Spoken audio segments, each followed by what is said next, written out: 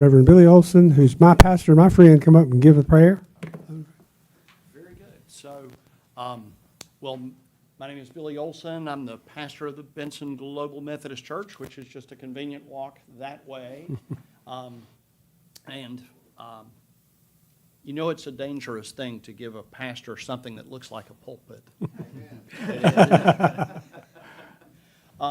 So I wanted to share, though, something that I felt like was appropriate to the occasion.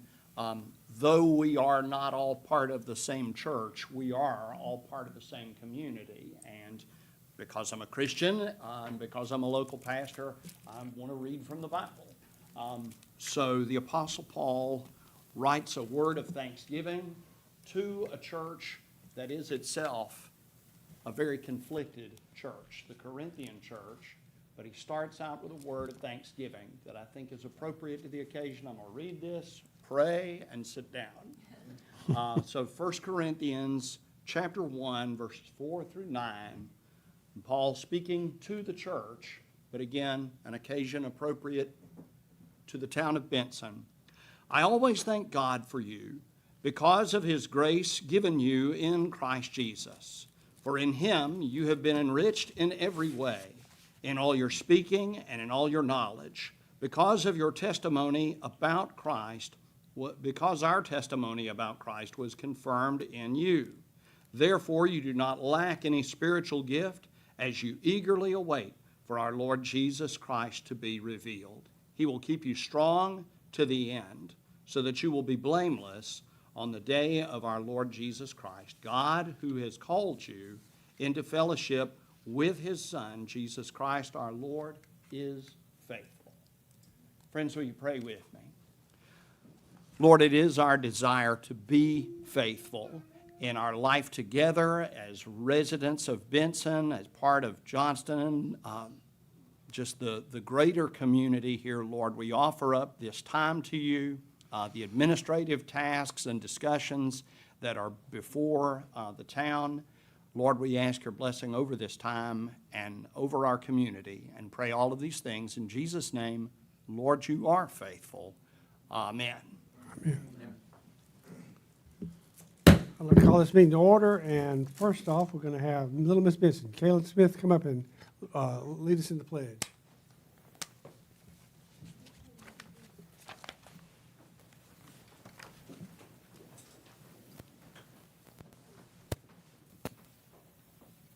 I pledge allegiance to the flag of the United States of America and to the republic for which it stands, one nation, under God, indivisible, with liberty and justice for all. Caleb, I'd like you to come forward and take this certificate. Our appreciation for doing it.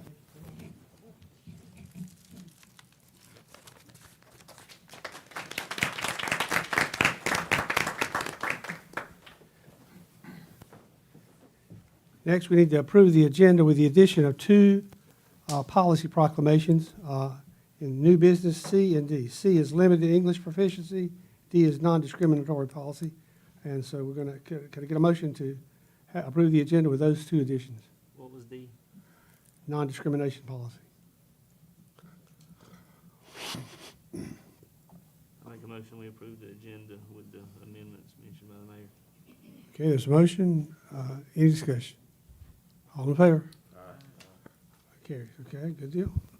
Next is public comment. Individuals wishing to address the board ask to provide their name and address for the record.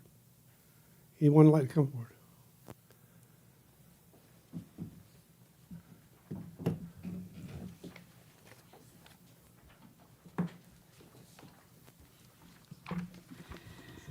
Good evening, Mayor, members of the Board of Commissioners, the town manager, and staff. My name is Loretta Bird, and I'm President and CEO of the Benson Chamber of Commerce, located at 122 East Main Street. I'm here tonight to formally request a temporary street closure for this year's Benson Mule Days. Specifically, we are requesting the board's approval to close Elm Street from the corner of Brockland Street down to Mann Street for the duration of the Benson Mule Days Carnival setup, operations, and teardown. As you know, we relocated the carnival to the Lee Street side of Vias Park a few years ago. Unfortunately, that location has not proven successful. Attendance has dropped significantly to the point where we have candidly discussed whether we can even continue having a carnival as part of Mule Days. After extensive discussions with our carnival operator, we strongly believe the proposed move to Elm Street is the key to turning things around. This proposed stretch from Brockland to Mann offers several critical advantages. It provides the exact footprint needed to keep families and children safely separated from vehicular traffic while keeping the carnival centralized within the festival area. Unlike the Lee Street grounds, a paved surface eliminates the major hazard of mud, standing water, and flooding during rain, ensuring a safer and much cleaner experience for our visitors. We're fully committed to giving back, and if the carnival succeeds financially at this new location, the Chamber will donate proceeds directly to the Benson Parks and Recreation to support their annual projects. We recognize that closing any public street impacts daily traffic, and we do not take this request lightly. To ensure a smooth operation for our town, we commit to the following. We will coordinate directly with the Benson Police Department and Public Works to set up clear detoured signs well in advance, minimizing disruptions for residents and commuters. Main corridors will remain accessible, and designated emergency vehicle access routes will be maintained at all times. Our crews will work diligently to ensure Elm Street is thoroughly cleaned, restored, and reopened promptly following the event. Mule Days is a cherished tradition, and keeping the carnival alive, safe, and profitable is vital for our community. We deeply appreciate the board's ongoing partnership and dedication to making Benson such a wonderful place to live, work, and celebrate. I thank you for your time and consideration, and I'm happy to answer any questions you may have. I passed out a map that shows the section. It's from the corner of Brockland down to Mann. It's that street that's now a parking lot. It used to be Elm totally. It's the yellow part. Also, we will, as always in the past, the town of Benson is listed on our insurance policy as an additional insured. Any So questions? the carnival is going to end up being on the soccer fields? No, sir. The rides will be on the pavement. If there are any games or food trucks, they will be on the soccer field. We can't put anything heavy on the soccer field because it'll mess up the grass. So the rides will actually be on the street, Ms. Loretta, correct? Correct. So where are anybody coming in to park at? That's a one-way street now, so you're going to put everything right up there, and where's your parking going to be? The parking will be on the other side, that's the gym side as always. People will walk over. We'll also rent the lot beside the, what is that? It's there on Lee Street, the Masonic Lodge. We always rent the Masonic Lodge for parking. We give them a donation. And then also there's a grassy area there next to the gym that we can use as parking. Actually, parking will be better, Will, than it used to be where, people had nowhere to park and they were parking all down Market Street and everywhere. Yeah, but it's still going to be new, and we have, you've got Elm Street, you've got, as long as you can get them to park over at the gym and walk across, we have enough problems in trying to keep the lanes at the fire department open to get out, and we have to, block all of that off. And it would be real simple for them to start using that parking and just walk up the street where these are. Right, I understand that, and we're gonna make plans to keep that all blocked off. We're gonna figure out how to do that. Tim Messer, I met with him, and then he met with Alan and also Greg Percy, the chief, and they said they thought that we could work this out. That's why I'm even here. I got permission from those three first. So, if y'all want to ponder this and get back with me, Tim, do you feel like that this is going to do anything with the, I know we had to cut out everything over on the soccer field because you can't put horses and different things on it because it will damage it. What are your thoughts? Because it's going to affect, this whole area right here is going to affect you more than it is anybody else. Yeah, so I mean, we roped that area off anyway, and we'll still do the section that we don't want people on. So we'll rope it off like we normally do. People try to get out there anyway, so we have to keep it roped off. So I don't foresee it being a problem. I mean, it helps us a little bit because we use the parking lot. We still have stuff going on in the parking lot, so actually the rides over there was kind of got in our way. So, Yeah. I mean, I don't see it being a problem, so. And where are your people going to be setting up their campers and stuff to stay, Loretta? they'll be located at the same location they always have been. They're in the campers backed up to that fence. There's electrical power over there. Yeah, That way I don't have to pay $6,000 or $7,000 to relocate electrical poles. They don't use electricity. The rides do not. The only thing they use electricity for are their campers that the workers sleep in. so all the rides are generated off generators. Correct. Okay, what's your pleasure? Do you want to think about it or vote it? It's new.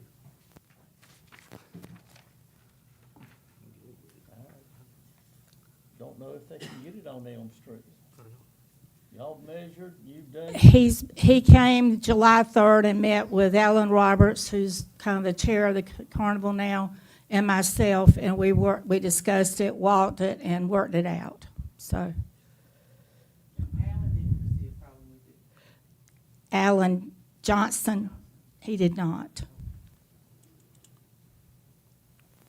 It's got to be a better option than being in the parking lot with potholes and mud whenever time it rains. Right? I don't see a problem with trying it. It looks like they'd have more parking too, 'cause now they're parking at the gymnasium and stuff. As long as we can route the parking correctly. Yeah. Motion or next time? I make a motion that we try this year just to see, give it a try, and if it works, we can just continue it. I think it's great. Okay, any more discussion? All in favor? Aye. Opposed? Okay, that carries. Thank you, Board. Thank I you. promise we'll take good care of it. Anyone else want to come public comment? Okay. Next is presentation of proclamation 201-2026 Parks and Recreation Month, I guess.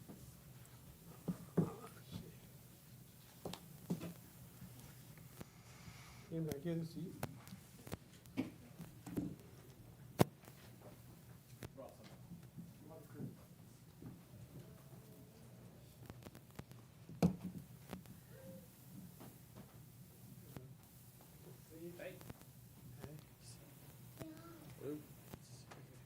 Hey, Max, move right up in here. So many people can't see what you're doing if you, right there. I think they can see Ike Parker. Whereas Parks and Recreation opportunities enhance the quality of life for residents of all ages by promoting healthy lifestyles, encouraging outdoor activities, providing places where families, friends, and neighbors can gather. And whereas the town of Benson parks, recreation facilities, and meeting programs contribute to the health, well-being of the community that make Benson a special place to live, recreation property to provide safe spaces for children to play, support youth athletics, encourage active living, and create opportunities for residents to enjoy nature and build lasting memories. And whereas the town of Benson recognizes the dedication of its staff, volunteers, coaches, sponsors, and community partners, whose time is limited to help maintain our parks, make recreational opportunities available throughout the year. And whereas the town of Benson has committed to preserving and enhancing its parks, recreational resources for the enjoyment of current and future generations. Now therefore be proclaimed that the mayor and board of commissioners of the town of Benson hereby proclaim July 2026 as Parks and Recreation Month in the town of Benson. We encourage all residents to visit our parks, participate in recreational activities, support local programs, take time to enjoy the many outdoor spaces and amenities that our community has to offer. Thanks, guys.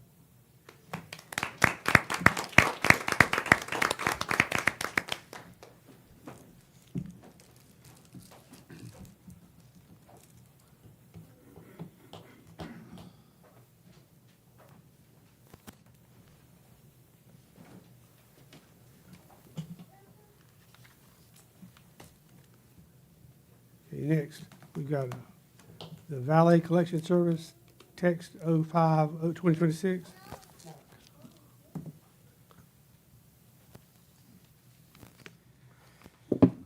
Good evening, Mr. Mayor, Commissioners, Town Leadership. Thank you for having me. This proposed text amendment would adjust the language of our Code of Ordinances to reflect current policies of our residential trash services. The current language that would be adjusted reads, handicapped individuals, residents who demonstrate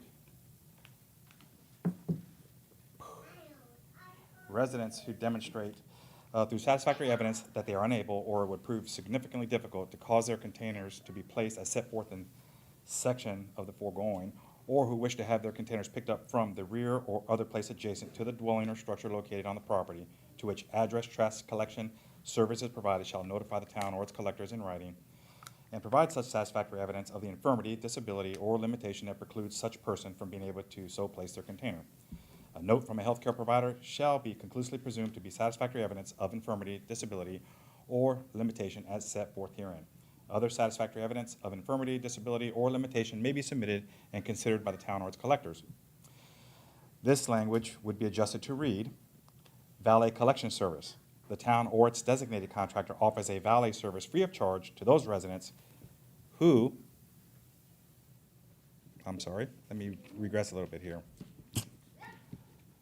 It says the purpose of the text amendment is to remove the word handicapped individuals from the ordinance due to the phrase that being outdated and sometimes considered offensive, disempowering and condescending to persons with disabilities, myself included.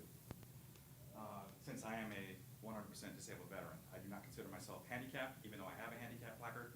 I consider myself limited in certain capacities. This text amendment removes that language as a subsection and replaces it with a simple to understand service name of valet collection service. To support this comment, both the U.S. Department of Transportation Unified Traffic Manual and the North Carolina Department of Transportation have updated their signage eliminating the phrase handicap parking and replaced it with reserved parking, accompanied by the international symbol of accessibility. We have also included the requirements for residents who own multiple properties to declare which one is their primary residence for the VCS and whether their limitations are permanent or temporary in nature.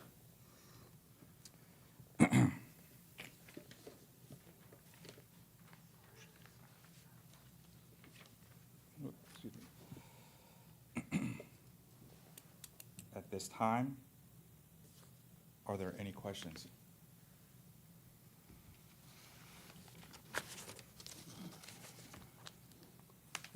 No questions? And this includes a change to the 65 years and older. It does. And It we does ha- reflect, Yeah. it does reflect that. And we have confirmed that is in concurrence with our current waste contract, so. It is. Our we're current not- refuse contract states 65 and older. We have already implemented that before we even approved this. We have done a 100% audit of everybody that has been listed by service code of receiving the residential backyard service. And it has proved very, very successful. We do have a number who are 65 and older who are receiving the service. And then we have a great deal of persons who are limited in their capacity to remove their garbage cans. We started with a list of 111. We whittled it down to 91. A dozen of those recipients were deceased, and some of the properties had transferred over to new ownership, and they didn't even know why the trash man was coming to the yard to take their trash cans. And then after review and having responses after we did mail outs and stuff, we have a pretty good list. I believe it's as accurate as this town probably has ever had. Questions, concerns? Mark, you feel like that this is going to improve your job and the way it's handled? For us to go ahead and approve this?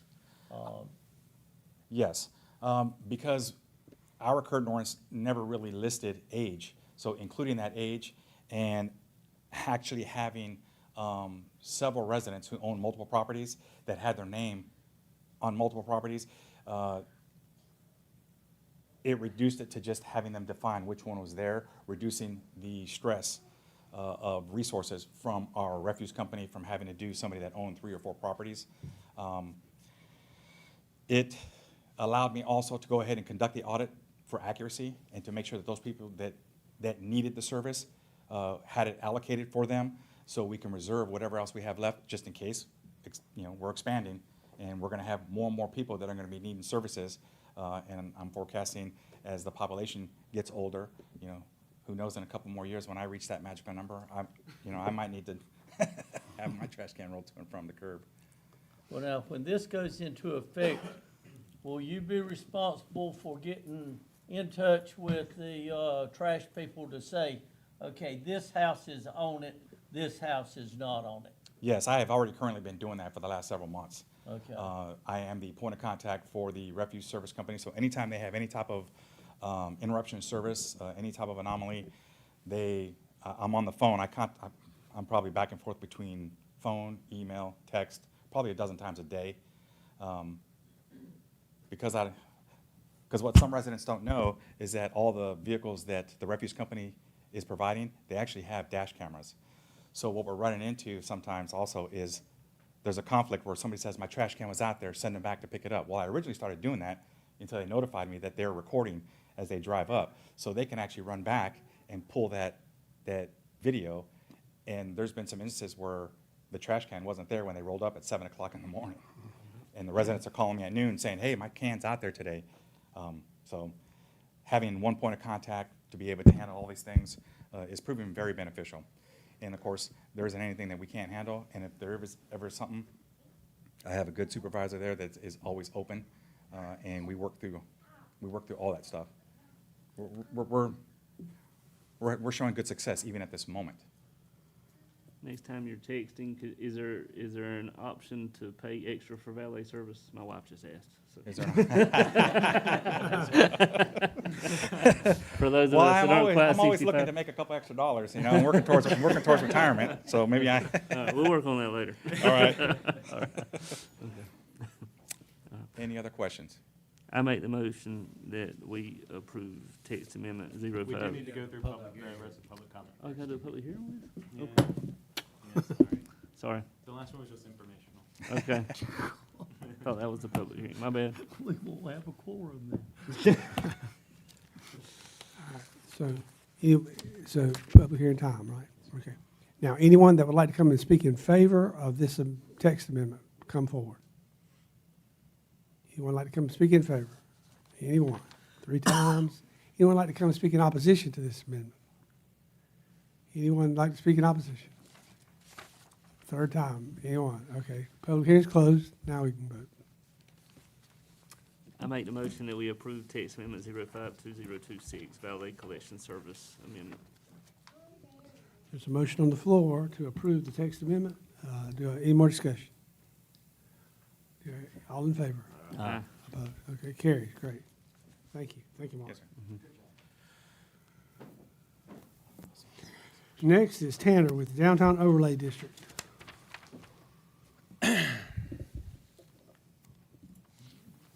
All righty, everybody. So we looked at this pretty thoroughly last week, so I'm going to fly through these sections, but if you have any questions that we didn't cover, last week. Please feel free to shout out at me, let me know so I can clarify any of this language.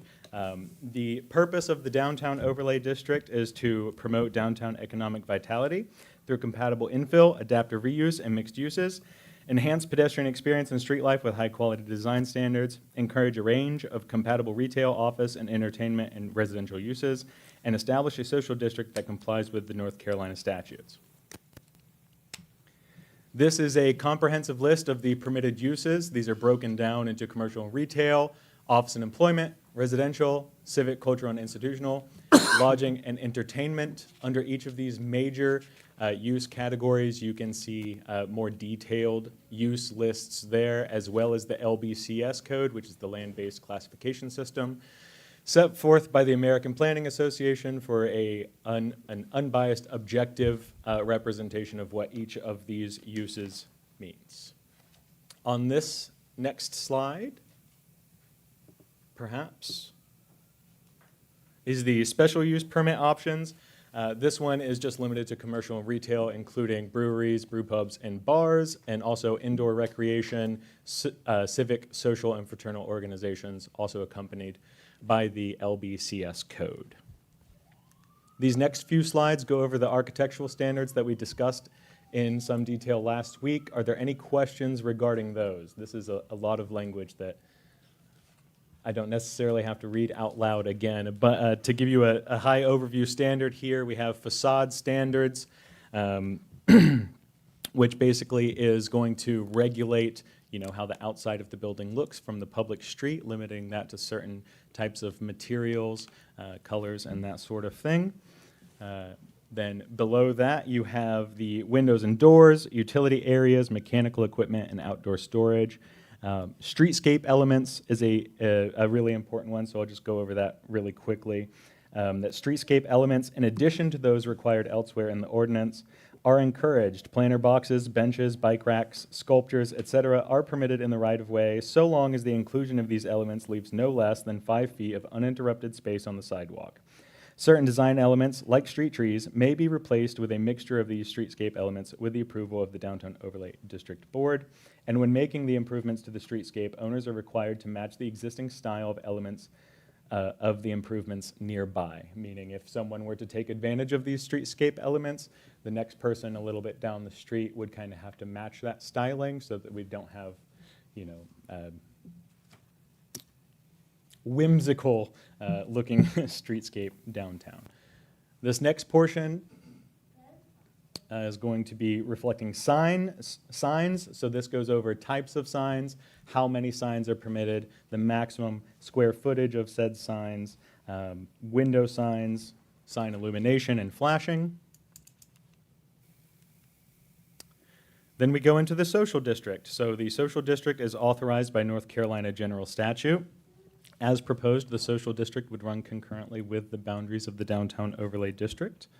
The social district requires signage, permittees and participation, alcohol service and consumption rules, including us providing signage of where the social district starts and stops, decals for ABC businesses in the social district that welcome social district people in, or they prohibit social district people from entering their establishment, and also sets forth that special events may participate in the social district if they have been approved by the town and comply with the other social district and North Carolina ABC Commission rules.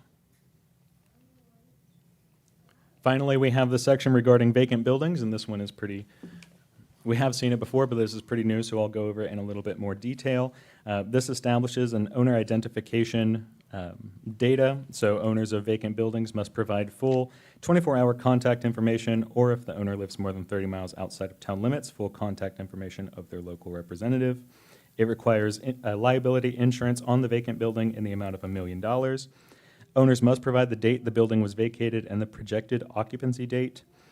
Owners must certify that the following steps have been taken to ensure that the building appear occupied unless under active renovation. That includes attractive windows and displays. The outdoor lighting is the same as when it was last occupied. The awnings are in good repair, old signs have been removed, and the building is free from broken windows, doors, and boarding.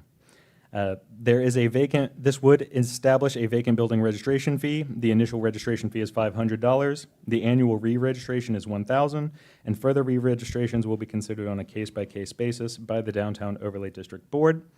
There's a penalty of $500 for not registering a vacant building, which reaccrues every 10 days. And if there is a non-payment of fees, a lien can be assessed against the property.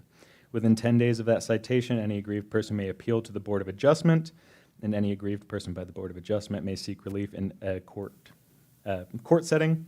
And then these are the exemptions for the registration fee of vacant buildings, which include that the building has fire damage, in which case the owner has 120 days to repair or demolish the building or register the building as vacant and pay the fee. The building is actively for sale or lease, and the owner must provide proof that the building is being actively and continuously marketed, and that the building's price for lease or purchase must be no more than 25% over the market rate as verified by a licensed appraiser, or the building is under an active renovation process, which includes an active building permit. Any questions for me?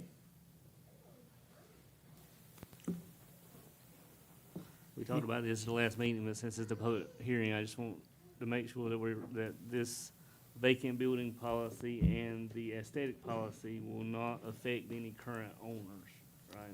So that as far as. That is correct. If Any, there's currently a vinyl building and vinyl siding blows off, they're gonna be allowed to go back as long as it's under current ownership, correct? that is correct. Any existing building in the Downtown Overlay District would be grandfathered in for any of these until such change is made that it's a major change of use or an expansion of use. So to clarify a little bit what a major change of use is, that is going from one of these major subheadings, so commercial and retail, civic, culture, and institutional, to a different major heading. It wouldn't be necessarily for a restaurant being changed to a grocery store. Are you tracking my logic? So because Yeah. both of those are under commercial and retail, it's not a change of use that would require updates. If it went from a restaurant to a museum, that would be a major change of use, which would require updates to conformance for this section.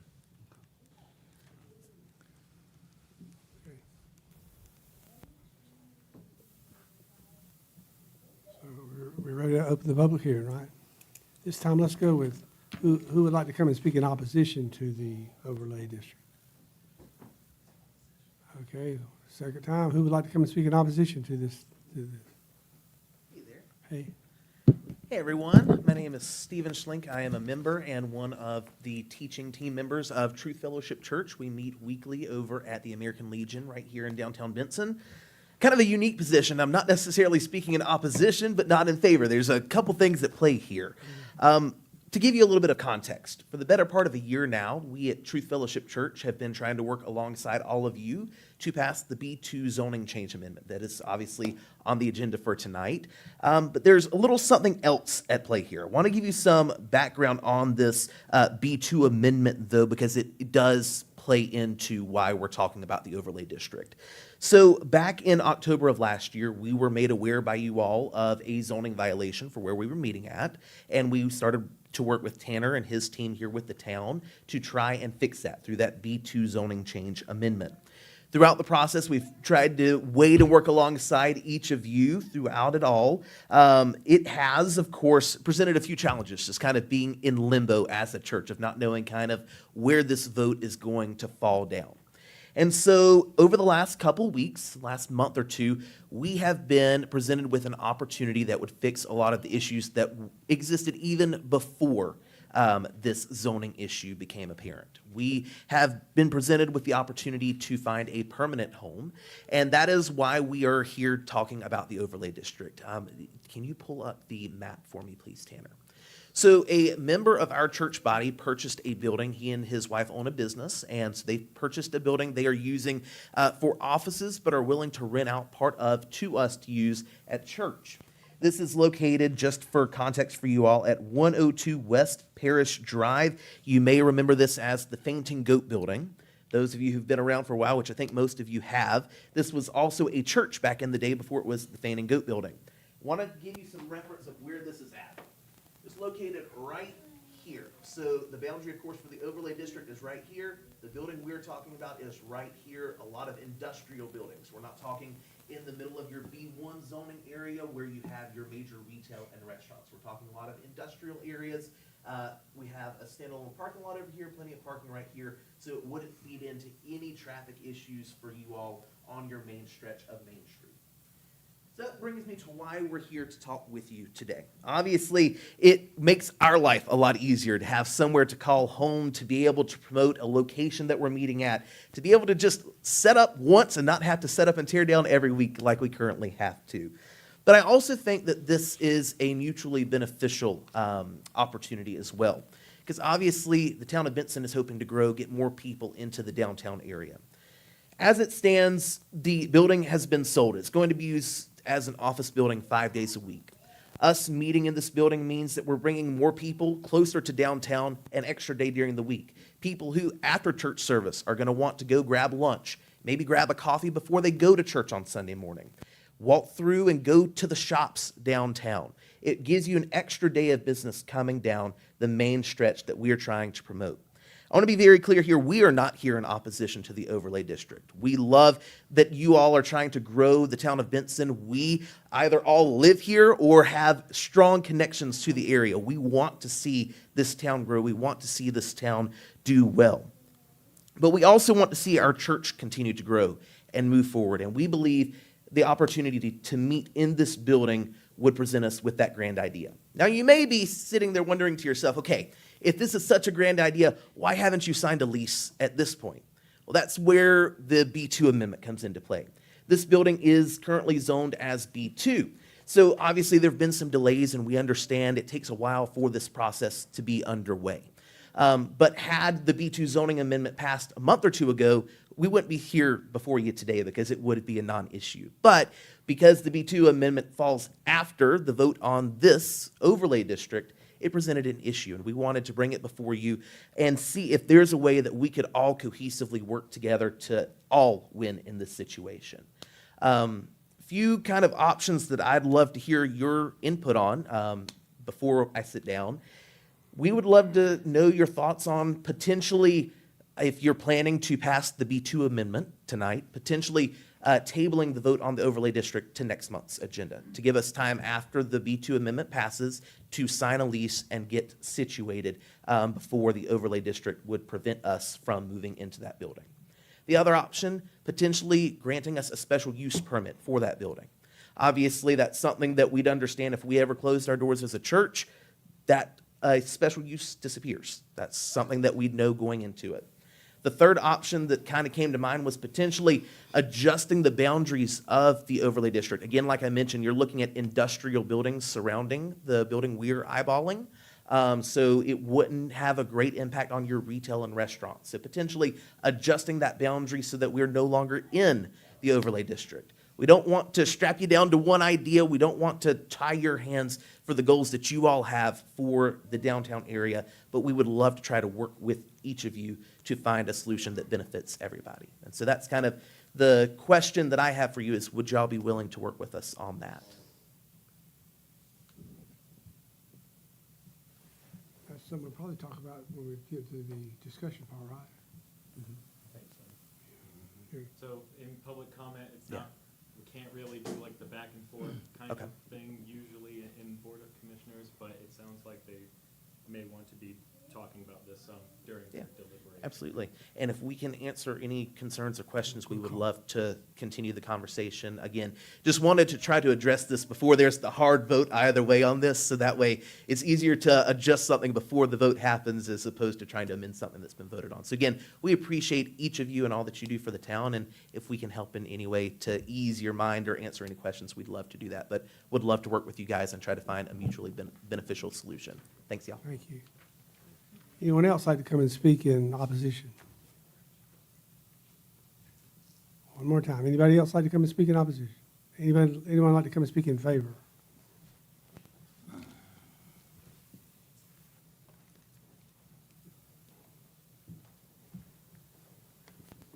Hey, I'm Paul Boucher. Most of you already know me. I sit as the board chair for the Downtown Economic Revitalization Group on behalf of the town, and basically the board chair for their extension for North Carolina Main Street. I'd like to say I do appreciate all the time and effort. I think that there's, a lot of people may not be aware if they just come in and they just see this, but literally over the past 6 months, we've had different representatives from town businesses that have been involved and have been showing up at, all of the meetings. And, so it has been going on, and they have deliberated and looked at making changes and so forth to be able to come down to a certain zone and certain building business type uses in that time frame. Over those past 6 months, just the group of business owners alone have invested 74 hours of volunteer time being involved in all of those meetings. Between mostly in the planning board and then also being at at this meeting here. Again, we have a board of directors for the Elevate Benson. Our board of directors met yesterday and actually went over the whole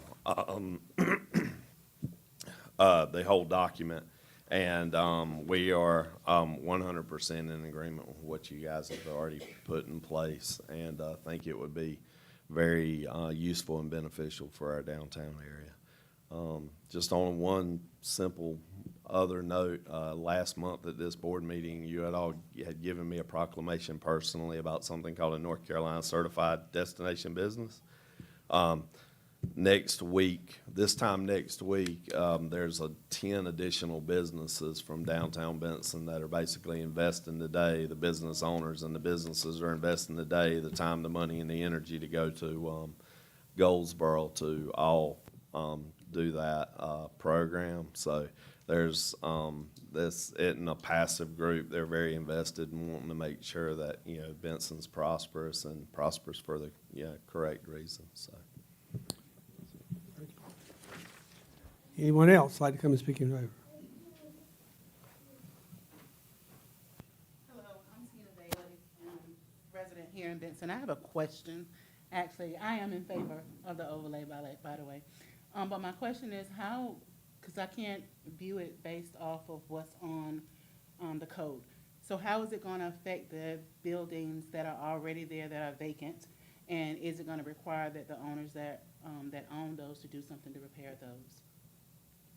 They would be grandfathered in They would be grandfathered in, so they will not be required to do anything to what's there. until there's a major change of use or expansion or renovation. Interesting. Is there anything that can be changed about that?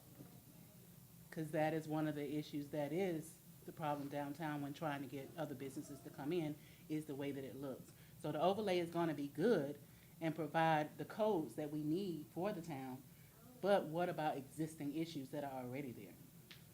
So the board can deliberate on that when it's not in public comment, as far as my answer is the staff person to you. Anytime that there's a new change in zoning regulation or ordinance or anything like that, we do have to grandfather in the uses, but we can set the triggers for what gets out of that. And I know that, but everybody don't. Yes, ma'am. Okay, thank you. Thank you. Anyone else? Anyone else like to come and speak in favor? Mike Dar, owner of 108 110 East Main Street, neither in favor nor against. Just wanted to make sure one thing also was clear, that the facade is not just the front and not just the side, it's anything that's visible from a public street. So in the case of my building and Commissioner Neighbor's building and other buildings in town, the back are also affected and everything. So if we have anything happen to our back, I happen to have vinyl on the back of mine, unfortunately, but if anything, like I might have a new tenant, that would be a change of use and everything, then I would basically have to remove the vinyl siding and everything. So anybody else in that situation with something non-conforming will also face that situation in the future. Thanks, Mark. Anyone else?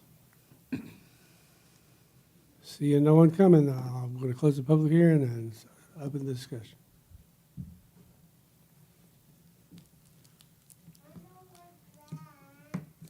I have a question. So the gentleman is here regarding the church. Tanner, how would that work if he was, were you asking about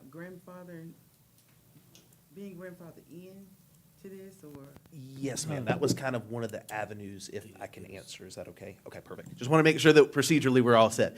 But yes, ma'am, that was kind of one of the proposals, is either tabling this discussion to allow us to sign a lease where we would be grandfathered in when the overlay district passes, do a special use permit that would allow us to meet regardless of the overlay district, or readjusting the boundary of the overlay district. Those were the three options that I ran with. But of course, if y'all have any other options, not limiting it to just those three. And I don't mean to throw a wrench in it, but the second option for the special use permit wouldn't necessarily be an option here. So a special use permit is only an option if in the permitted use matrix, there's that little S in it.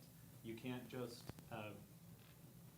for lack of a better term, arbitrarily apply a special use permit for a specific circumstance like that. The other two options may be something that the board would want to consider for the special use permit.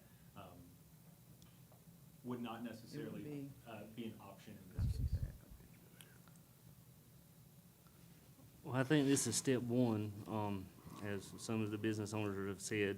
I know we've been working on this for a long time. We've had a lot of issues with uses in the downtown district. I'm a business owner there myself. You could question whether or not a real estate office needs to be on Main Street. I do on a daily basis sometimes. I think that, I think that it's I think my concern here is more of a global view, and I don't want to, I'm not deterring anybody or anything, but I think that the fact of the matter is obviously we know the financial shape that the town is in, and we have two sources of income, and one of those is tax base and one of those is sales tax. And the reason North Carolina allows us to get sales tax is because that could offset the increase in taxes that are the burden on our citizens. I think in the past, we have required, whether right or wrong, as we've had discussions, my Tanner and now Ike today and a while ago on ourselves, have allowed assemblies, and I'll use ours as an example. I've said this for months up there, that I think that the library and the museum being on Main Street is one of the worst uses for those Main Street buildings that we have in town, because they drain us and they don't bring any income into the town to help the burden on citizens. I have seen this in the past. We've been here a long time, going to church there. When I go to Charlotte and to Las Vegas and I pitch the town of Benson and carry all of these parcels with me, this is a tool and arsenal for me to say, hey, we are open for business and you can come into town and we're set up for you. We are set up for these list of items, which is proven by studies with the downtown organization that Paul was referring to, that they are what makes successful downtowns. What we don't have in Benson, unfortunately, nobody does in a small town, is more land to grow. We don't have any more available space for people to come and build. A perfect example, and I'm really good friends with Chris, so I hope if he listens to this, don't take this whole way, but having a church in a Food Line building is one of the worst decisions that a council ever made in this town, because that is prime real estate, and every time I go to Las Vegas or Charlotte, they want that building. They could have been a Harris Teeter or something that could provide jobs and income and something to help relieve the tax burden that we are seeing increase every year on our citizens. So I can tell you, I have a concern about this. I have an opposite concern about this, I brought it up last week. I don't think this is big enough. I don't think this square is big enough. I think it should go all the way to Honeycutt Street. For example, if it doesn't go all the way to Honeycutt Street, and I use this example, I hope they don't go anywhere, but there's a huge Advanced Auto building on Main Street that's not in this square. And if they would have got a business next week, then by right, depending on what we do next, an assembly such as a museum or a library or a church or any other kind of assembly that's a nonprofit could move in there without any questions asked. And then we would have that on Main Street. We've been there. We've done that. We've heard that for the past several years about how those affect neighboring businesses. And in my experience, it's not been in a positive way. So I think this is a long time coming. If I changed anything, I would ask to extend it to include the next couple of blocks and go all the way to Honeycutt Street, which would capture the McDonald's parking lot and the Taco Bell and those parcels that we all know are the prime parcels that I come back with that everybody wants to buy. If we could ever get those few owners together to put something there, But I think that is, that is my only concern. I think I'm glad to see this tonight. I'm prepared to approve it as is. I would also be prepared to approve it with an amendment to make it larger. Because the downtown, if you go outside of Benson, we're known for two things. One is meal days, obviously, and we're trying to outgrow that, not that it's not bad. But the second is our beautiful downtown, and we've got to do what's necessary to maintain that.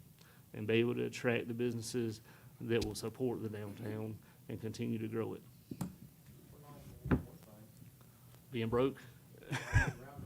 The roundabout. We got another one now. Yeah, but we got a real one now.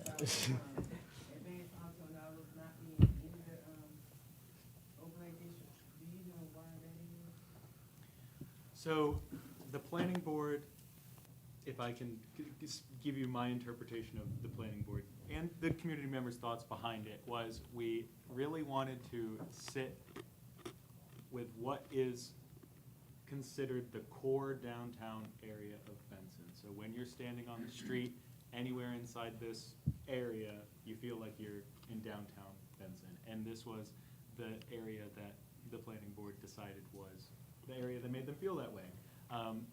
In addition to that, it is also easier to potentially expand the borders of this in the future if someone wanted to voluntarily come into the downtown overlay district, or if the board decided that they wanted to expand it.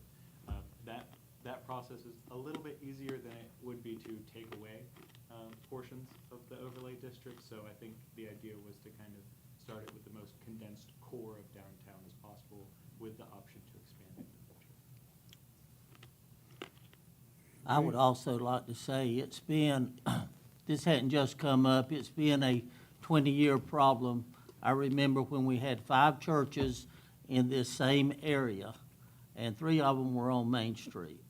And it's always been talked about, but we didn't have any zoning in place to take care of the problem. If y'all just look back 6 months ago at the parking problem that we had with the church on Market Street, okay, they have moved. And now what's going in that building, they paid absolutely no taxes. I've got 4 nice offices going in there that people are already moving in that help this area. I don't think that the area that we're talking about, the old Fainting Goat, I don't think it's got enough parking for a church to come in. I like the overlay district and what it's doing, and I feel like that that the work is being done, and I know that the text amendment has been put off, but it was put off for a good reason, to do something with this, and we had no idea that the text amendment had anything to do with another church coming in at any time to that building down there. I think it's, and I understand where William's coming from as far as the buildings on the left and the right side. I've got one that's gonna back up to an area, and I would hate, right behind my property, I would hate for a church to come into Taco Bell. I mean, I'm not against them. I'm a member of the Methodist Church right here that our pastor just prayed about. So I know what we ran into in the last year, and I absolutely do not want to get in that situation again. And to touch on your point just a little bit more about why this original boundary was selected, I think in part of that was also that to ensure that there are still other places around here that are an option for, religious institutions, places of worship, to not exclude them entirely from the town.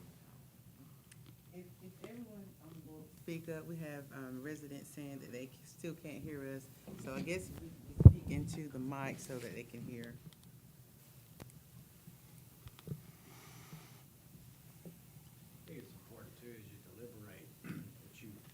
consider what it is you're really trying to achieve.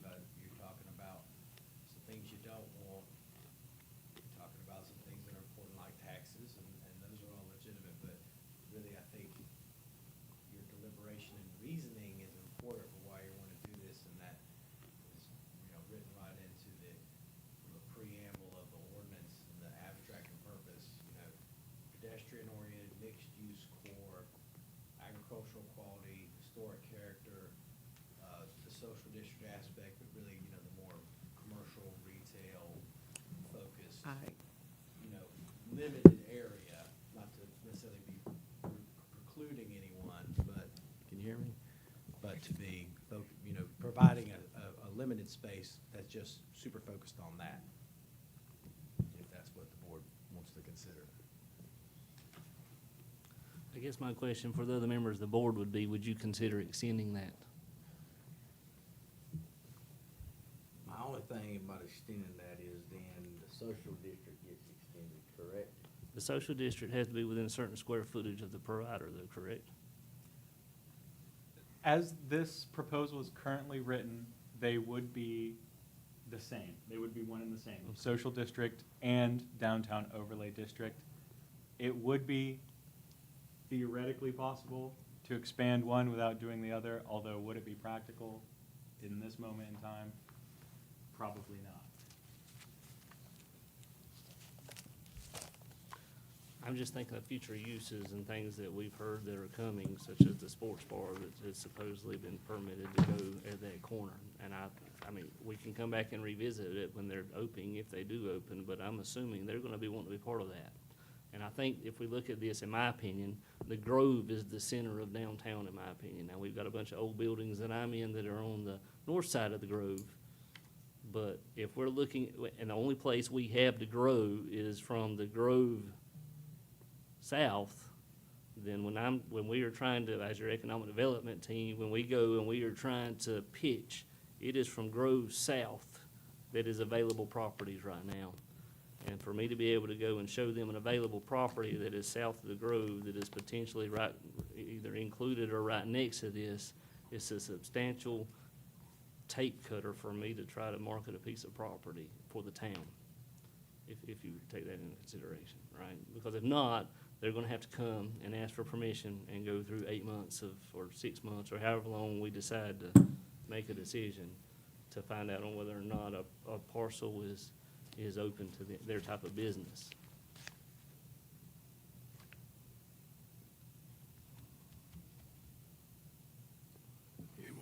Anybody else? So anybody want to answer your question?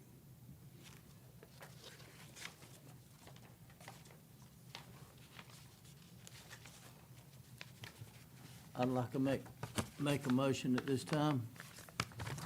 I'd like to make a motion to approve the downtown overlay district as proposed. Yeah, Okay. I had to read all of them. So there's a motion on the floor to approve the downtown overlay district as proposed. Any more discussion? Let me ask, we can come back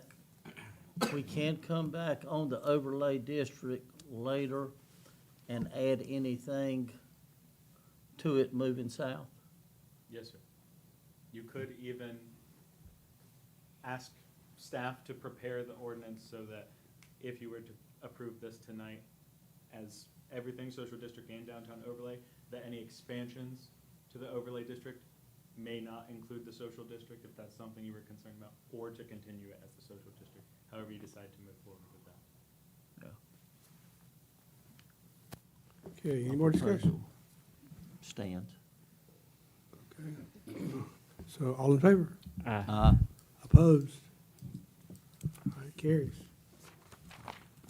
Next, text 2025, places of worship in B2 zoning district.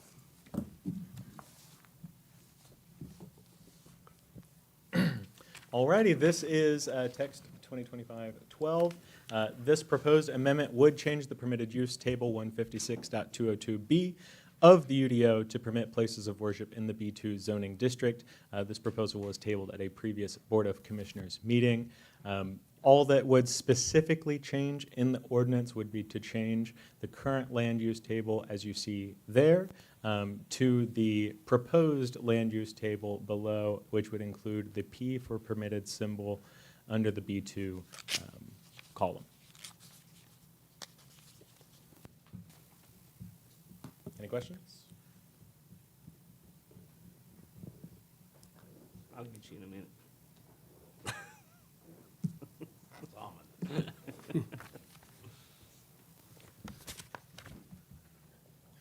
Anybody?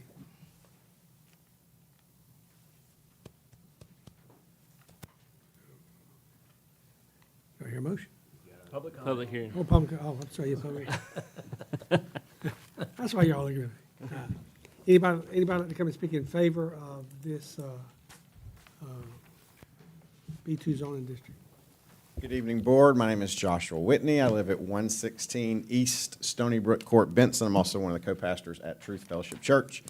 Our church meets at the American Legion building on Wall Street. Our church, in conjunction with the American Legion, proposed this text amendment, specifically because the American Legion received a cease and desist in 2025, telling them that our gathering at their building was in violation of the UDO. So in response to that, we met with Tanner and his team to determine what our corrective actions would be. And the corrective action that we and the American Legion landed on was to propose this text amendment. This would not affect only the American Legion building, but it would also affect every other B2 zoned building. And now I can say this definitively, outside of the overlay district, because any B2 zone building inside the overlay district would not be affected by this text amendment because they would be precluded under the overlay district as you have just approved it. There are a multitude of B2 zoned buildings inside your jurisdiction that are currently used as churches. If I am correct, the church that you, sir, are a member of, and you, sir, are a member of, based on your comments tonight, is meeting in a building that is zoned B2, and if they were to move out of that building, another church could not move into that building. Is that a true statement? The grandfathering clause runs with the land, not necessarily ownership, so a church would be able to replace a church that moves. Okay, got it. But that building is a B2 building, is that correct? I believe so. I Okay. don't have the zoning in front of me, but also to clarify for the Yes. grandfather in, if a church is grandfathered in and then another business comes in, say a restaurant, Right. they lose that grandfather in, so then at that point, a church could not replace it again. Got it. But if Okay. it goes church to church, it continues grandfathered in. All right. It runs with the land. So it is an accurate statement, just to confirm. There are a variety of churches currently meeting in buildings inside this board's jurisdiction that are zoned B2. That is correct. Okay, thank you. There is also a building that is currently owned by this municipality that is also zoned B2 that may be disposed of by the municipality and may become a location that a local church may want to consider making an offer to purchase, but if this text amendment is not approved, that would not be an option for a local church to make an offer on said building. So that's also a consideration for this board. So I'm here to ask you to approve this text amendment, A, because it would be consistent with what is already happening in the town. B, it would not be inconsistent with the overlay district as you've already approved it. And C, there is at least some belief that the current zoning might have some legal ramifications under federal law, which I believe Tanner has already addressed with the board previously, and I'm not going to reiterate this evening. Thank you for your time. Appreciate you. Thank you. Anyone else? Anyone else like to come and speak in favor of this B2 zoning district place of worship text? Okay, hearing none. Anyone like to come in opposition? Anyone like to come that is opposed? Anyone? Okay, that's 3 times. That closes the public hearing. Discussion time.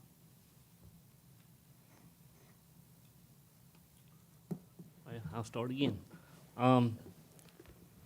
I can tell you that I've got the concerns. I talked with the attorney about this earlier today. This is basically us, like the gentleman said, giving them a blank check to go into any building in Benson that's B2 that's not in the overlay listed. I looked up the zoning today. I've got it in front of me. The Baptist Church on 301 is currently O&R. The Methodist Church is currently O&R. Neither one of those are B2.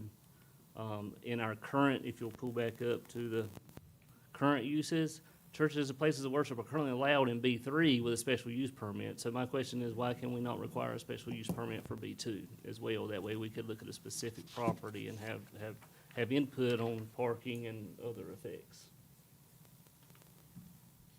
While you're considering that, I would just say special use permits as applicable to places of worship is something that needs to be very carefully looked at. I'm not saying you can't do it. And I did send Commissioner Neighbors something earlier I can send to the whole board and on the internet. I can send it to everybody in the room if you want it. It's just an article, but kind of gives an overview. But essentially, it's and I think the gentleman was actually kind of referring to it, but he didn't say it. It's ROUPA that you're got to be concerned about. And one of the provisions of that federal statute is that you got to treat similar uses the same. You got to say, if you're going to say no churches, then you can't say something that's very similar to a church, right? And you could run off and we could talk about what that may or may not be and how similar is it and what are you trying to achieve and all of that. And there's other provisions to it, but that's one particular thing I'd say about a church. That would not work. About the special use permit aspect of it, if you're gonna look into that, you need to make sure that your staff is comfortable with the equal applicability of that stipulation. Does that make sense?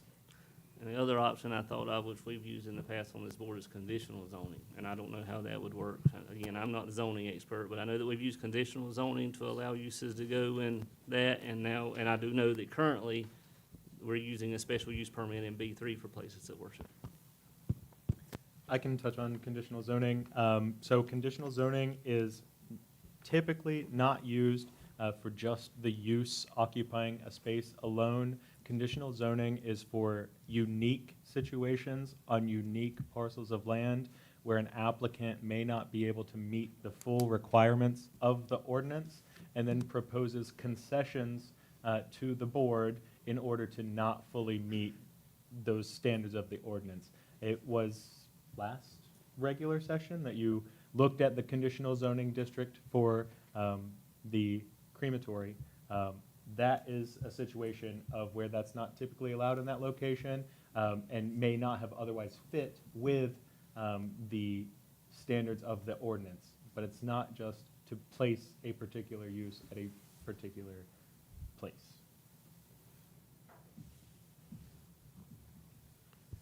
Anybody else? Tanner, what's the, this special use permit that we've looked over and we're discussing? That was brought to the Legion's, to the American Legion, 6-8 months ago, as far as you're not in compliance, as far as the church? Yes, sir. Okay, at Sometime that ago. time, did the American Legion or Keith Langdon or someone pay the fee of $500 for the Text amendment, text amendment? this text amendment. Okay. But the text amendment, we've allowed them to do that, but the text amendment had not been approved.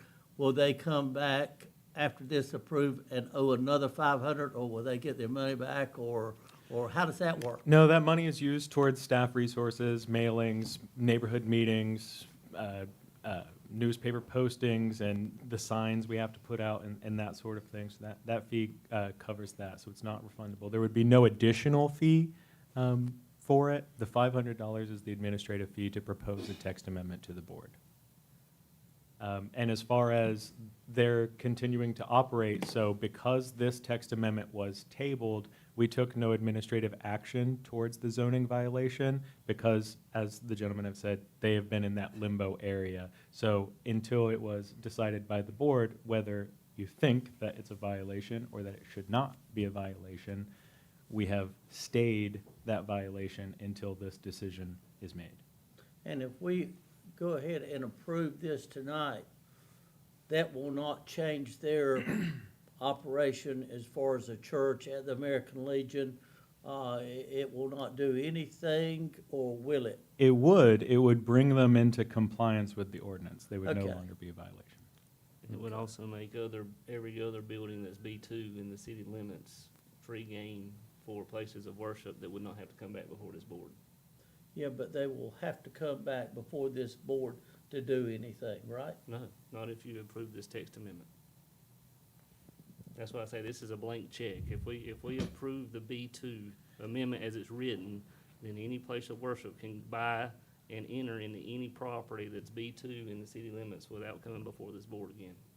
That's right. So in the permitted use matrix, any use row that has the P for permitted symbol in the column of that zoning district is permitted by right, and that just means that it can be reviewed and approved administratively by either myself or my staff in making sure that it complies with the other parts of the ordinance, like parking, like landscaping, those sorts of things. But as long as it meets those requirements, it's able to be a staff decision. If it has nothing in the column, it's not permitted there at all. If it has an S, then that means it is a special use permit, and it has to be carefully considered by the board on a case-by-case But it basis. has to be carefully considered. But technically, your church, the Methodist Church, is zoned O and R.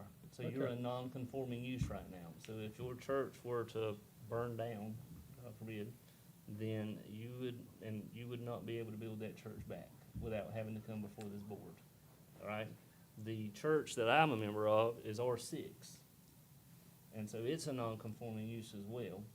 And so I think the difference is because they were a new church forming, that's what triggered the violation, whereas the other churches are currently operating in violation, but until something changes, then they're grandfathered in, just like the buildings in the downtown overlay district are grandfathered in. We can't go and start sending them fines, even if we wanted to, without giving some kind of change. And so that is, that's where we are. I think right now, they're permitted in, well, this is a new one, this is the one this is not the current policy, this is the proposed. But right now, they are permitted in B3 by special use permit. My question is, if we're requiring this there, why can't we require this there in B2 so that they have to come before this board and ask for a special use permit to go into a B2 property? That way, whoever's on this board has some type of oversight of where these places, all assemblies, not just churches, land within our city limits. Because you just said, for example, Advance Auto is B2.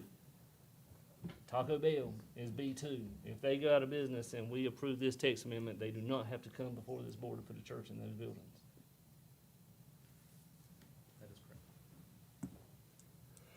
And now I also see kind of your point about would they have to pay additional dollars if they Yeah. came back. So if, on the converse side of that, I guess, if you were to approve it as a special use permit, then yes, they would have to pay.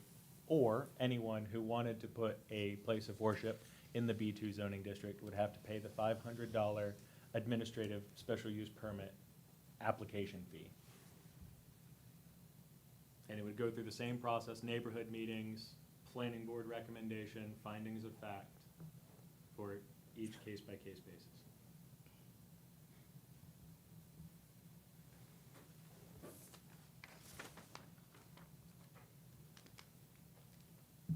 But if this is approved, I understand about the other areas.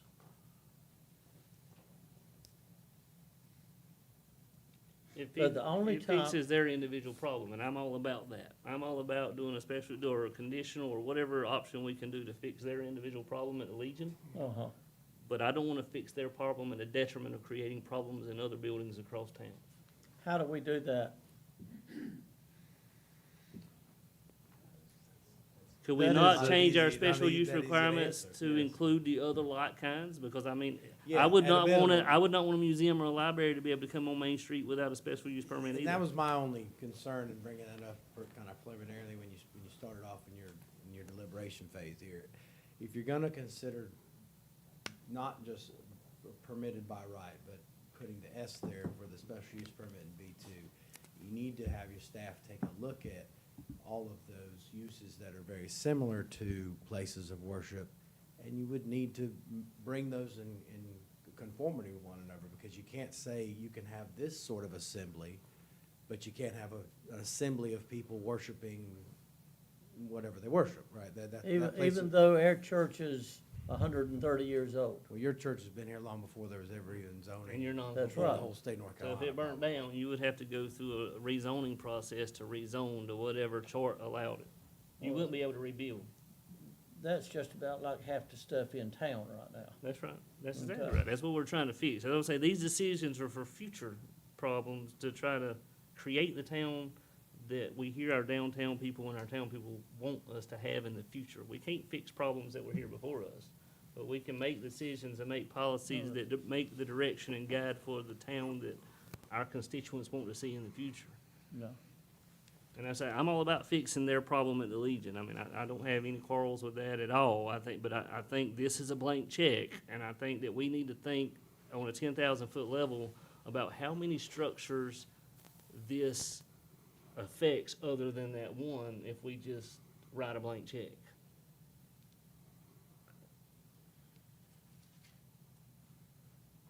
Or we create the downtown overlay district bigger, which is what I was talking about a while ago, so that those buildings that are in the central part and heart of our community are protected by that overlay. And then if it's a B2 out on Chicopee Road or out on Highway 301, then it's not in the downtown overlay district, and then they can do what they want to out there. But we need to protect the Advance Autos, the Taco Bells, the McDonald's, anything in our downtown, in our future downtown growth. We have the responsibility, in my opinion, to protect that. Okay, so if we go ahead and approve this and come back You can't. next month and put the rest of the downtown, can we do that? How quick? I'm not expecting anybody to move into Taco Bell that sells anything but tacos. I would just say, if we're gonna put the work and effort into it, let's make it right, because right now, their violation has stayed. That's They're, correct. they're still conducting business. And so, I mean, and I appreciate y'all's patience. I know this has been a heck of a year, right, for all of us. But I mean, they're still conducting business on a regular basis. We're not enforcing the violation. Why don't we make the decision what we want to do, whether it's change our text amendment to allow it in B2 under special use permits along with those other uses that they need to identify, or make sure that we know exactly what needs to be in the downtown overlay district, because that's got to go back for open planning boards. I mean, nothing's gonna, But that's what I was asking. we can do a text amendment Nothing's faster. simple anymore. We can do a text amendment faster than we can do, so if we go back and say, identify those other uses and let's put them under a special use permit, they can bring that back more quickly than us changing the downtown overlay district. Because we would have to do another public hearing for both of them, really, but. Well, we have to do a public hearing so we do have that time commitment regardless of which direction, unless you wanted to take an action tonight. If there were any further considerations, we would have to do another public hearing. Well, I would like them, and this is coming more from probably the American Legion than it is, the church. They would like to see this thing resolved too, and I understand more about it now with, what William is telling me and what you're discussing. They will not be penalized. They can go on with whatever they're doing. It doesn't cost them any more money until we get this done. That is technically correct, yes, sir. I mean, you're not gonna send them a bill next month and says, oh, We have not been doing that since this text amendment has come across the planning board's table. and then, of course, your table, and then table. What's your time frame for a text amendment? I know you don't have anything to do. I mean, like, I mean, if it's the direction of the board, I can have it to you by next month. I just wanna make sure we get it right. And just to clarify, you want a text amendment that would say, you would want to explore a text amendment that says what instead of this? I would want it to align with B3. I would want any assembly to require a special use permit So you would want a in any of our business comprehensive- districts. You would want a comprehensive text amendment that takes any assembly use and aligns it with a special use permit, including places of worship. That's what he just said we needed, right? That is an option. On the flip side of that, you would have to consider that would add additional time to other businesses that would then go being from permitted by right to special use permit. So Right. then you're slowing down that progress on the other side. If you look at other municipalities because obviously ours is a smorgasbord, we all agree with that, because none of my church isn't in compliance, his church isn't in compliance, and obviously we don't write these rules around, now our backs of our buildings may not be in compliance, right? So what do we create what if we created a special zoning for assemblies? Then each person would have to rezone each time that they wanted. So, and a special use permit may not necessarily resolve as much as I think you're hoping for, because we are bound by we're bound by how we can approve or deny special use permits. There are the findings of fact, and those are the only things that you are able in a quasi-judicial hearing to make your decision with, are the findings of fact that are outlined in our ordinance and also in statute. But conditional zoning would not apply in this case. We could encourage on a case-by-case conditional zoning basis, but then you have a zoning district filled with conditional zoning, and then if perhaps a church decides to do a conditional zoning district and leave somewhere else, the next person who wants to fill in that spot has to rezone that back, because the conditional zoning district only allows that specific conditional use. What?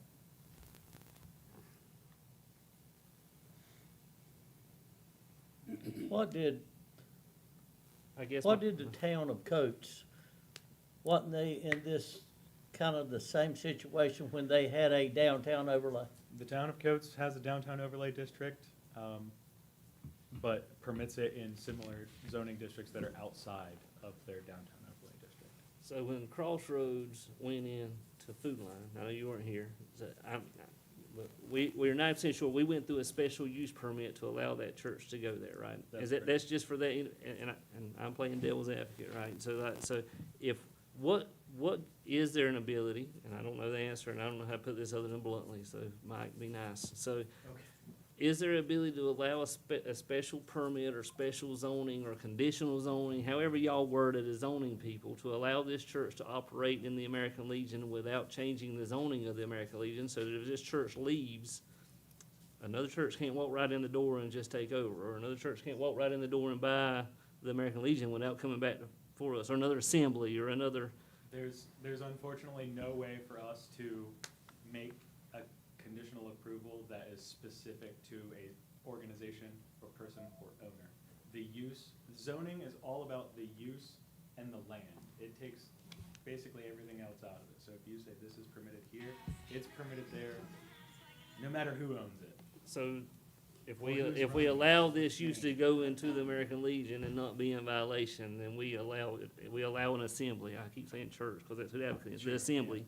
If we allow assembly to go into American Legion, there's no way for us to control not allowing assemblies to go in every business zoned building in the town of Benson that's currently B2, if we approve this, right? That's correct. That is a very concise way to say it, but yes, that's generally true. Yes, sir.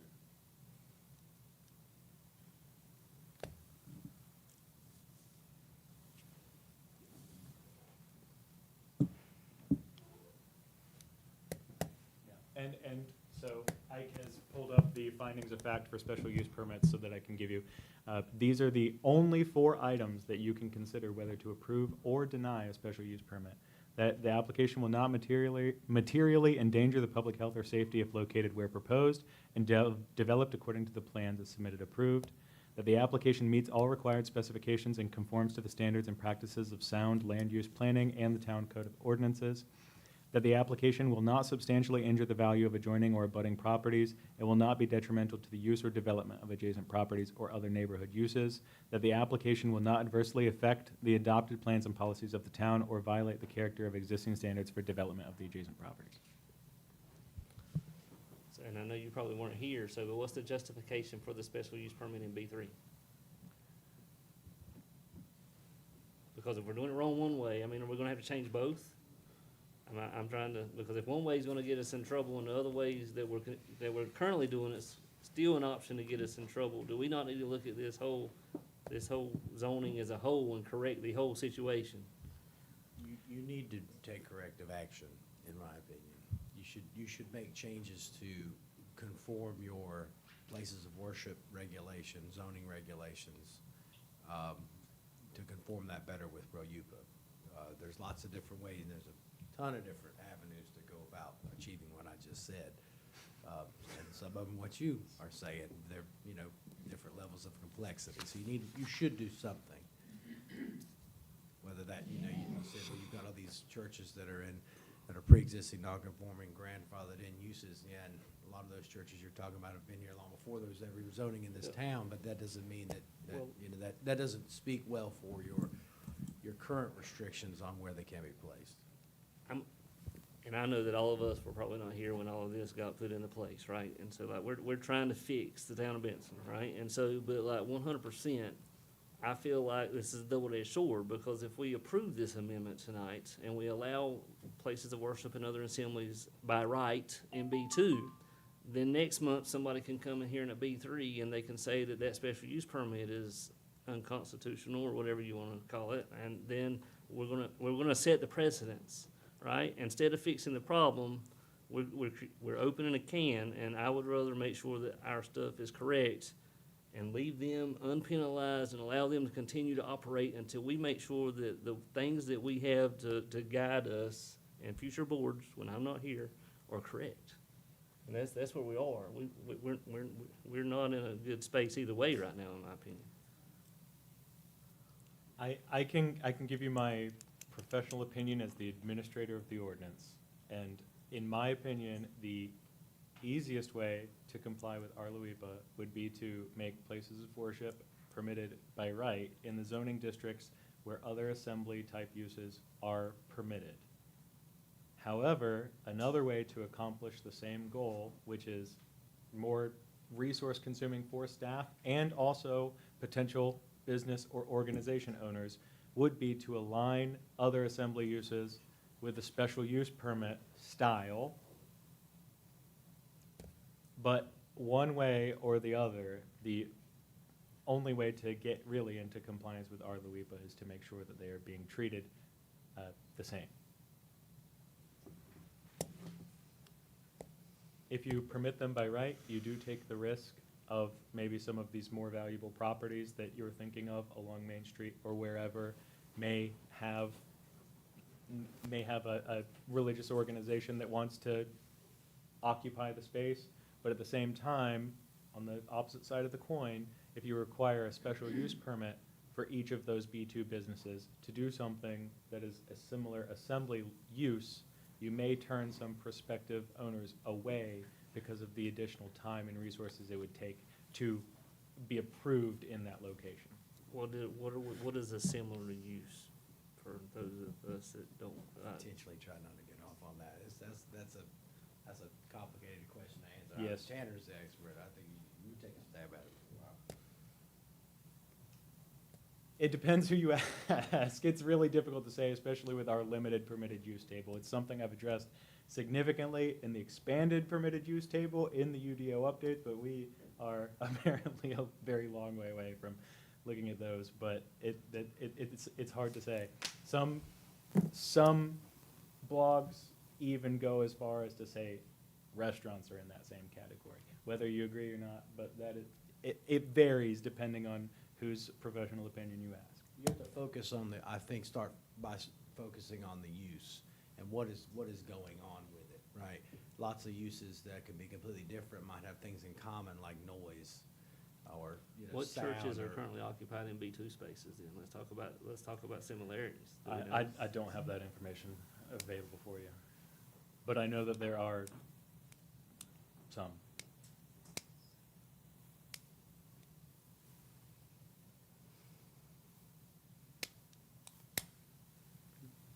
I tried to get you to expand the district.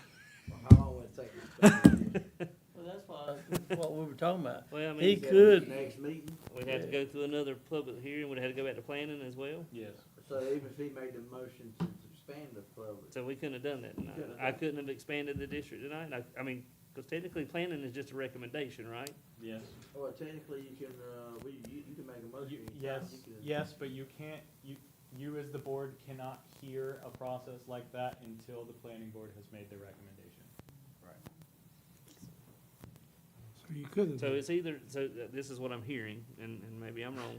So, and I'm trying to be blunt so people to understand that I'm not throwing knives at anybody, but we either take the next 60 days and go through the public hearing process to relook at the boundaries of the overlay district and what they cover downtown as far as all buildings. Or, and we can do that, take a couple of months and do that, and allow them to continue to use as a non-conforming use in that without penalty, just like the Baptist church, just like the Methodist A church. little different, but I understand, yes. they're within the window, but, or we can vote on this tonight, potentially approve this, and then take a 60 to 90-day risk that another church or organization would move into town before we were able to update. say that happened. Say in the next 60 or 90 days while we were working on this, say another church or organization came back in to do this, would they have to get a permit, a special use what kind of permit would they have to come? If we approve in? this, nothing. If you approved this, they would need a zoning compliance permit if it was permitted by right. So they would come into the office, fill out some paperwork, tell us their name, their phone number, their information, any proposed renovations that they're doing, and we check it for compliance with other areas of the ordinance, but it's all done at a staff level. Doesn't come before us. It does not go in front And of the then we board. get phone calls that there's a church And behind there's a your $50 building. application fee. And is that done by the landowner or by the people that are trying to, It can, honestly, anyone can apply for a zoning permit for anywhere. You don't have to be the owner, and it doesn't necessarily lock you in for anything. But anyways, it's typically either the owner of the property or the business or organization that's going into. yeah, but when this happened on the Market Street church that took the buildings in there, it was never approved by the town because it was not until the owner passed away and the relatives put everything in the name. Then is when they came to get the permit from the town, and the town said, hey, you can't because you're not zoned for that, correct? Change of utilities, the change of utilities is what we Yeah. call that. More or less, I think. Yeah. It's very, very. I wish you short could pull the program. zoning map up there, but like, I mean, that green right there is B2. So everything that's green, we would be permitting by right a place of assembly to go into. Any of those properties would be able to go in by right without coming before this board. And right now, they're not allowed in those.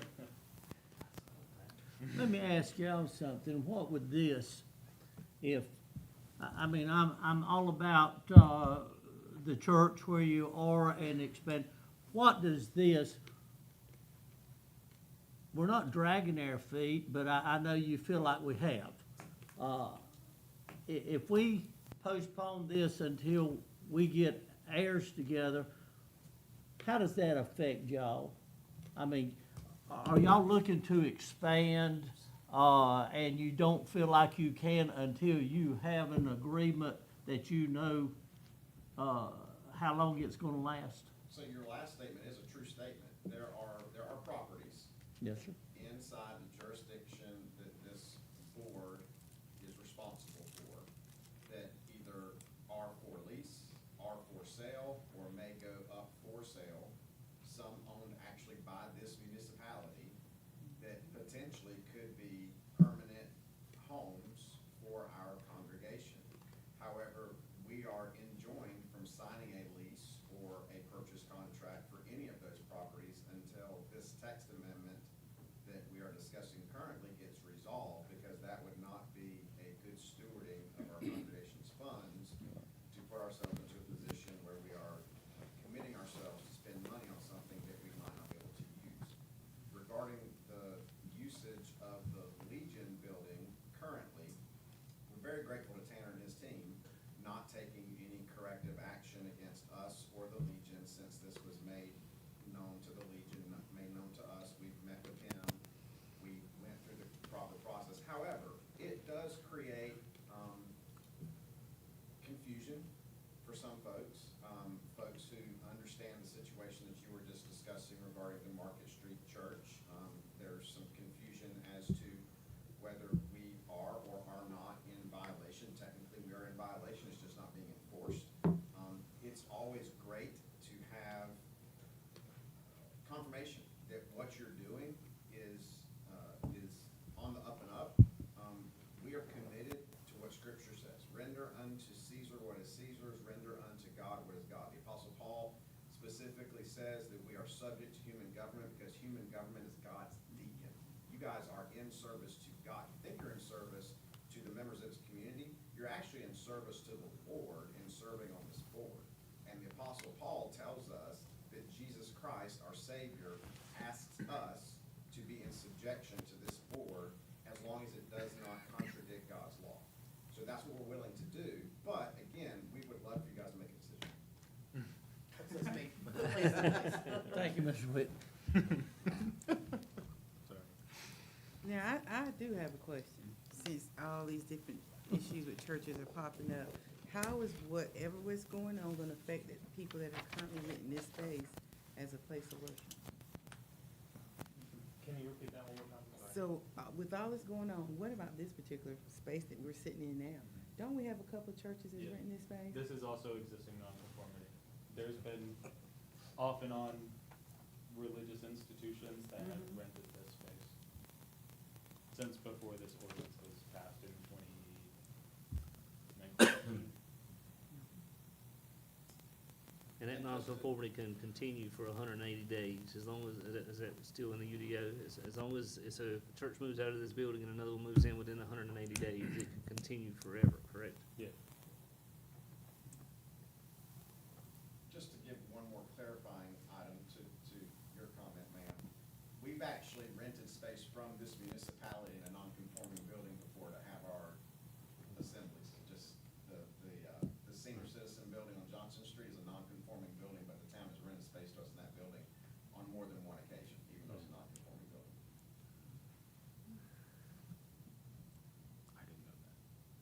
You didn't know that? It's a mess. I mean, I don't know what to tell It you. is. Our policies are outdated. We don't have the staff and the man-hours to put into getting it updated quickly. That's been a problem. We've been trying to update this UDO. When was the last UDO? 2019, 2023, something like that? Barely or. That was a grammar check, if nothing else, if I remember reading through it correctly. I don't wanna put anything that ties our hands or that is gonna put us in a situation that we regret. And that's my consideration. I mean, I know, I'm obviously in favor of churches. I know that we've got tons of churches in Benson. Not saying that more churches are a bad thing, but I think that there's a certain artery that runs through this town that is vital to the growth of this town. And this could affect that, not negatively for people's souls by any means, but negatively in an economic development manner, because then you have you open the door up for harder competition and other items, right? And that's the only thing I'm concerned. I mean, it's, I love Chris. I know you're related to Chris. I love Chris, but I use the food line as an example every time because I am asked about that property every time that I go with the county's economic development team to try to sell places in Benson. Everybody wants that, and it won't happen, right? And so and we don't have so much commercial space, and every time we give commercial a space to not the highest and best use from an economic development standpoint, we lose the ability to generate needed tax revenue that would relieve the burden of the tax increases that this town's face and is going to continue to face if we don't get more commercial industry here going. And we've got some coming, but we need more. That's right, and we just got word as of this coming Monday, we got 250 to 300 full-time employees that will be across the bridge, and they're gonna be working 24/7. And your restaurants and your retailers and the things that we hear that people want are gonna need commercial spaces for them to go into. And that's my concern. And because, I mean, I'm a landlord. Churches make great tenants, right? I mean, this is off the cuff, off the wall, like, you know, if I sold hope instead of houses, I'd be a billionaire, right? So, but like 100%, churches are great. They are good stewards of the community. They're needed for the community. But I am in the belief that we need as little commercial space as we have left right now. We need to be preserving it for future growth. Because you got old codgers like me that are on Main Street that have a lot of life left, I hope. Unless somebody gets me in the parking lot tonight, then I'm going to be here a while. What's your pleasure?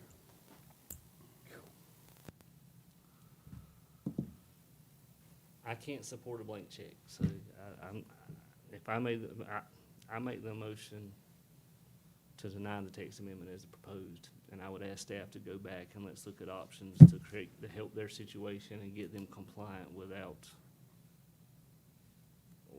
putting all of our other commercial spaces on the table. Anybody else? Well, Tanner, do they have a lot of options? Because it doesn't really sound like they have a lot of options, really. In my opinion, the two options would be to either permit all, there's really only one option, to permit all similar use types in the same manner, either permitted by right or with special use permit. Their particular options, if the board sees fit, would be to do it permitted by right in the special use, or permitted by right, but after you've designated maybe, if my understanding is correct, more area to the downtown overlay district.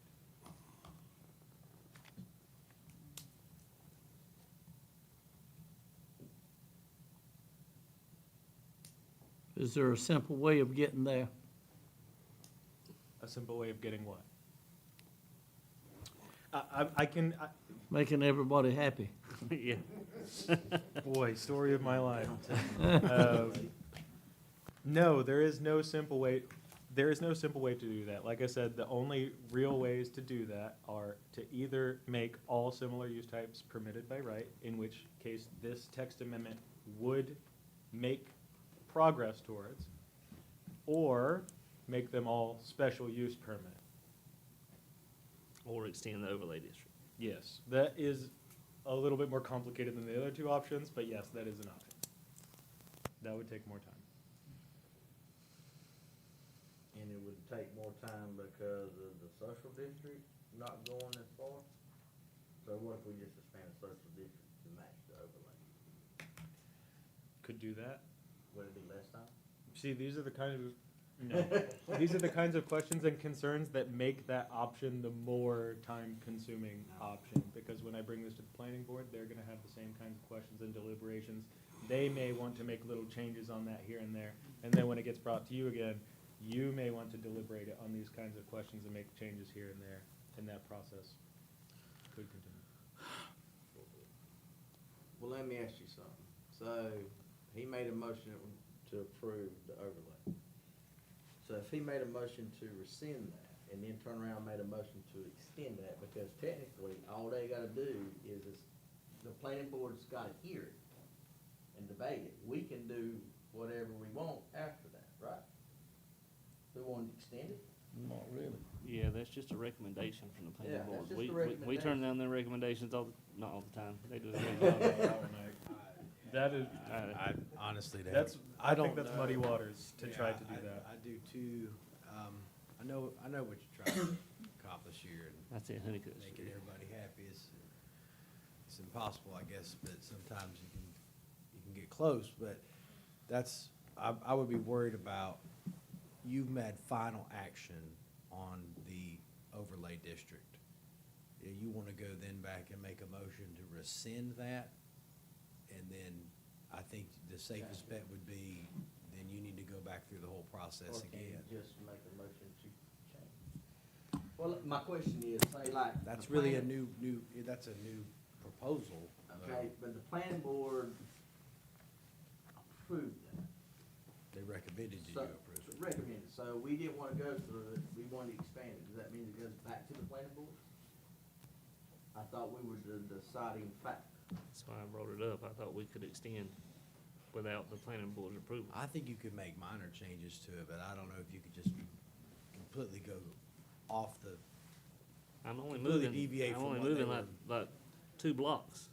but you did approve it. No, no. And then y'all made a final decision on it. I don't know if you can just, could you go back and undo that? Yeah, but then if you say, okay, then I wanna go back and reinstitute it in a. What if we tabled this and just didn't, I mean, what if I rescind my motion to deny and we just table this until next month and then we go and, I don't know.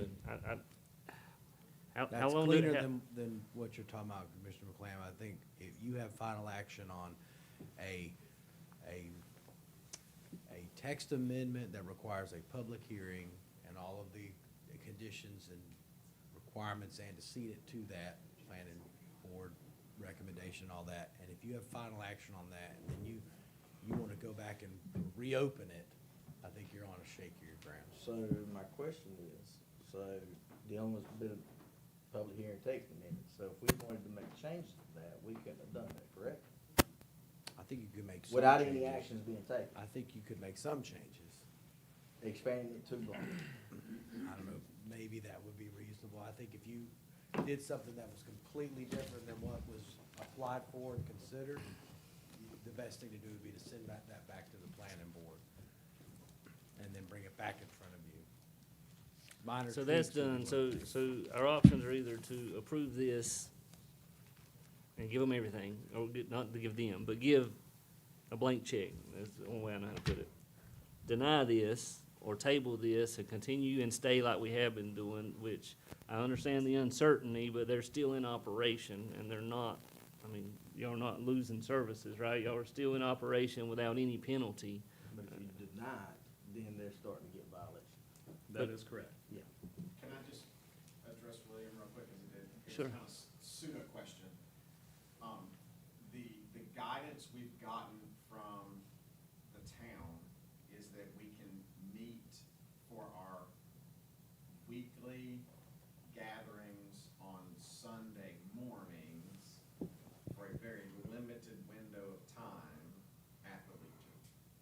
Aside from that, we are not actively engaging in any advertising, no social media advertising, no signage. Which other has than- drastically hurt our Other than the attendance. sign immediately in front of the building, only while we're actually physically in the building. We had plans to meet during the week at the building, we tabled those plans, waiting for this board to make a decision. We've had opportunities to move into permanent spaces, which were B2 zone properties, which we did not make decisions on because we were waiting on this board to make a decision. So to answer your question, yes, we can continue as is, but our continued as is very, very handcuffed by waiting for this board to make a decision. So So then the next option, I guess, would be if we wanted to try to do an immediate action is tell you to get to work extending the district and just approve this tonight, and then we just hope nothing happens in 90 days that's gonna bite us in the tail, because you can turn this around in 90 days, right? If we were to extend? Yes. I can get you a proposal, for sure, in 90 days. And then whether or not the planning board recommends it and you approve it and the public likes it as well, that I can't guarantee, but I can get you a working draft to consider in Well, I work for 90 days. them, I mean, we work for the public, so if we bring Right. it Yes, back sir. to the board and then Yes, they come out here with their pitchforks, then I think that'll deter all of our decisions, right? Yes, sir. So, but right now, it's been, got more phone calls on the other than I have, on the concerns than I have the pros, I guess, on my end. I don't know where y'all are, so, but it's a, but if we table it for a month or something while we look at options, they can continue as is, which I know is not great for y'all, and again, I appreciate that, but they don't have to come back and pay more money, right? Because that just. Well, that's true. That way they don't have to pay for another application until we can figure out how we can make a decision. They're not gonna have to come back and pay for application If you anyway. denied it, they would. Yeah. So But you're only talking about 2 blocks. I know what I'm talking about, yeah, I know, Okay. I know. So, but, If that is the direction that you would like to go, I would recommend some or all of you coming to the planning board meetings to make sure that they are aware of the vision as well and be part of those deliberations, because the planning board worked very, very hard on that downtown overlay district proposal, so. appreciate it, I didn't think we were allowed to go to the planning boards. I You was are always for told- legislative hearings, not quasi judicial hearings. But see, I never know which one. Okay. I all show right. up, they say, Yeah. you can't Okay, be here. I was always told that you couldn't go, so, No. but, Well, all right. That was somebody being overcautious. Probably It might have been. Probably to prevent me from opening my mouth. Might have been me, but-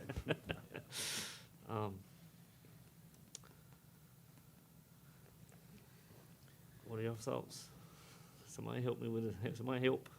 If you want my opinion, I ain't got no problem proving it and taking a risk on the 60 to 90 days.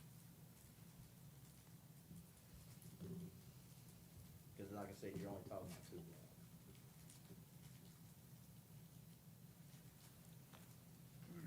Yeah, Just know that, I know something about some of those blocks that y'all don't know as far as the economic development team.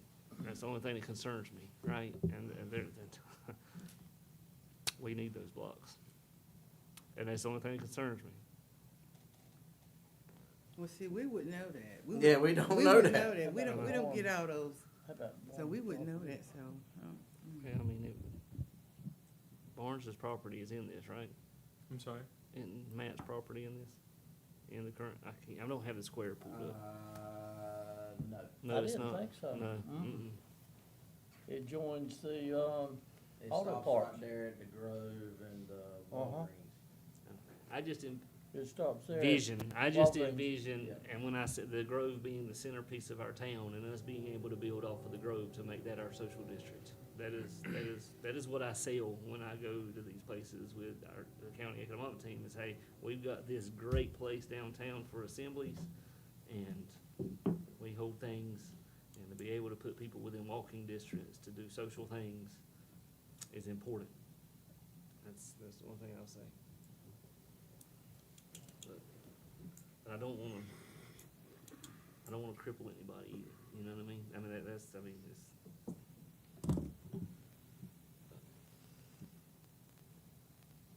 It's you guys.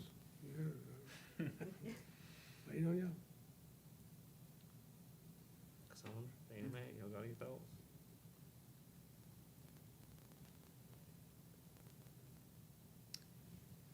Mayor? I'm kinda willing to take a risk too. I think that's all we can do.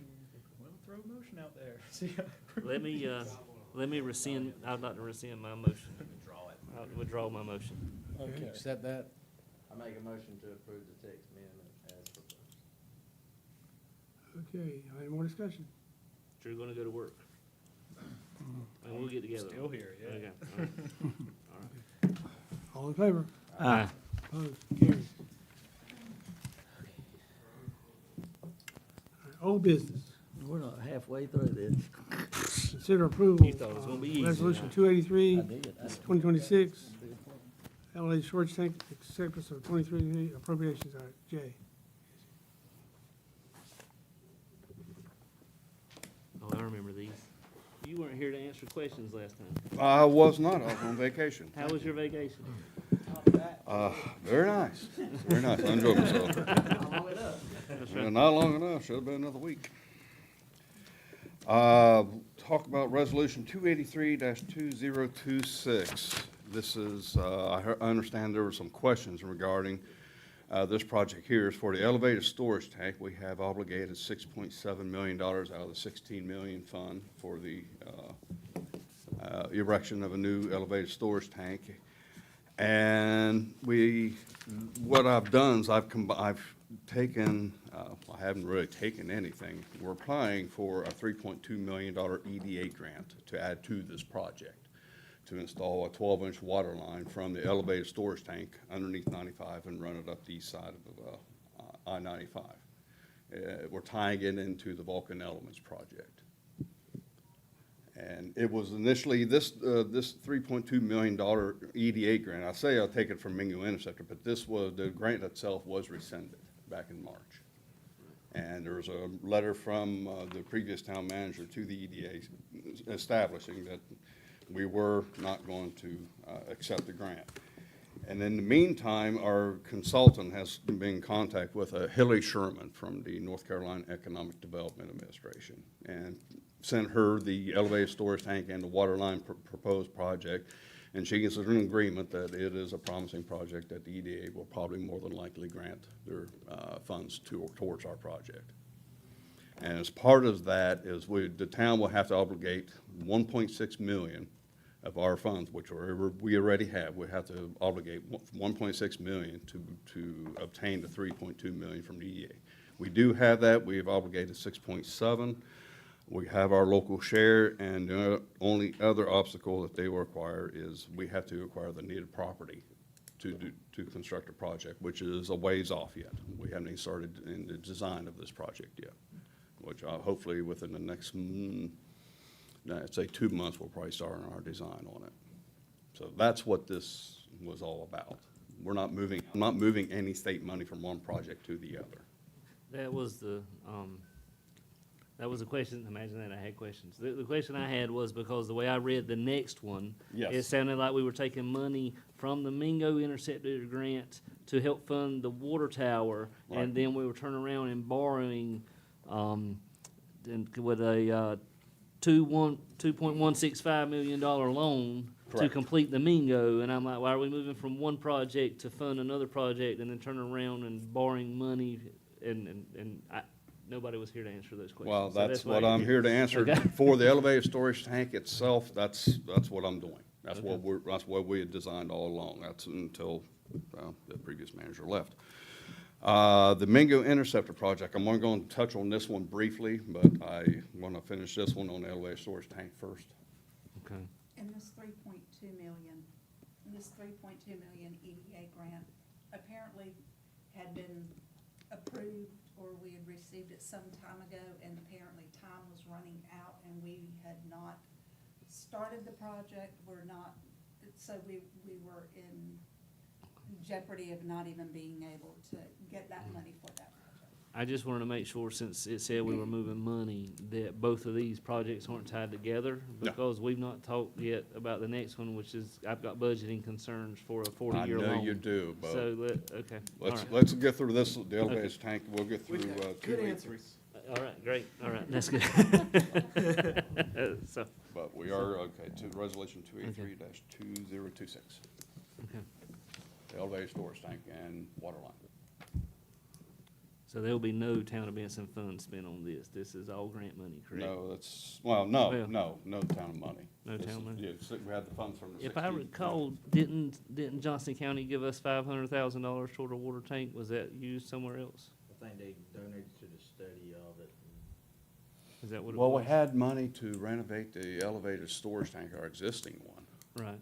I don't know where that money, I'm not privy to what money comes into the town, so Okay. I don't know. All right, but this is all grant funding, so Yes, we don't yes, have to, no. this is not coming out of our checking or That's not coming out of our savings. bank account. All right. I make a motion that we approve resolution 283-2026. Okay, there's a motion on the floor. Any more discussion? All in favor? Aye. Carries. Jay, let me ask you one thing on that. When they start getting the, permission to go over the land and, we purchase land to run this line, you say the engineered drawings and stuff are being done. At what point does the town have to, or any of these funds that have been approved, will they go toward that? Yes. It will. We have not started design. I said, when I first started here, we'll probably start design here in about 2 months. We have acquired a property that the tank is going to sit on. Okay.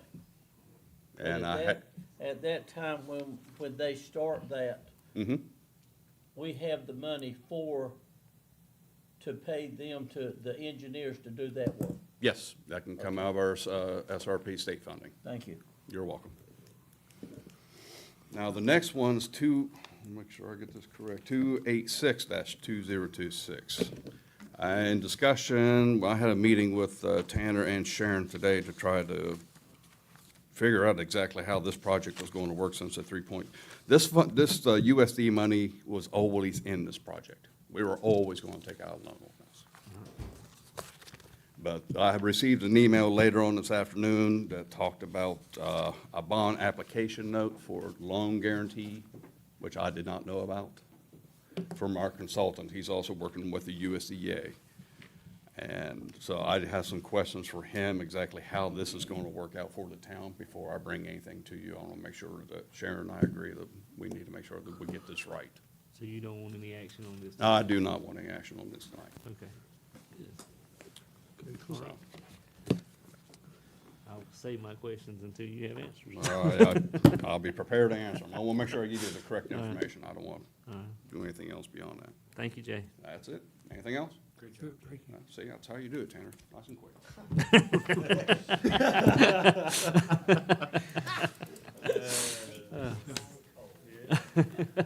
I'll have you do the rest of my presentation. New business is June financial summary shared.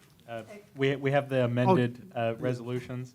The first one, sorry, Sharon, I didn't mean to cut you off. I won't be long-winded on this one. The first one is limited English proficiency plan. This is just setting a point of contact for any complaints, making sure that we have the resources for that in town that is going to be required by the EPA for some of these grants that we are discussing. The other one, very similarly, is again another EPA requirement. It is a non-discrimination policy, setting myself as the point of contact for any complaints that we have regarding those policies. Both of these things we are already applying in the town of Benson, but again, this is just kind of a formality, setting me as the point of contact for those things for the EPA grant funding. Okay. Your motion, Roy. I've not seen them, so they're good, right? Yes, sir. Because okay. Yes, sir. They don't cost anything. These are just policies to get us EPA compliant. Yes, sir. I make a motion that we approve both the limited English policy and the non-discrimination policy as presented. Any more discussion? All in favor? Great. Carries. Now new business. Chair. Okay, you've got a copy of the preliminary June financial snapshot. This is, of course, unaudited, and it does not include any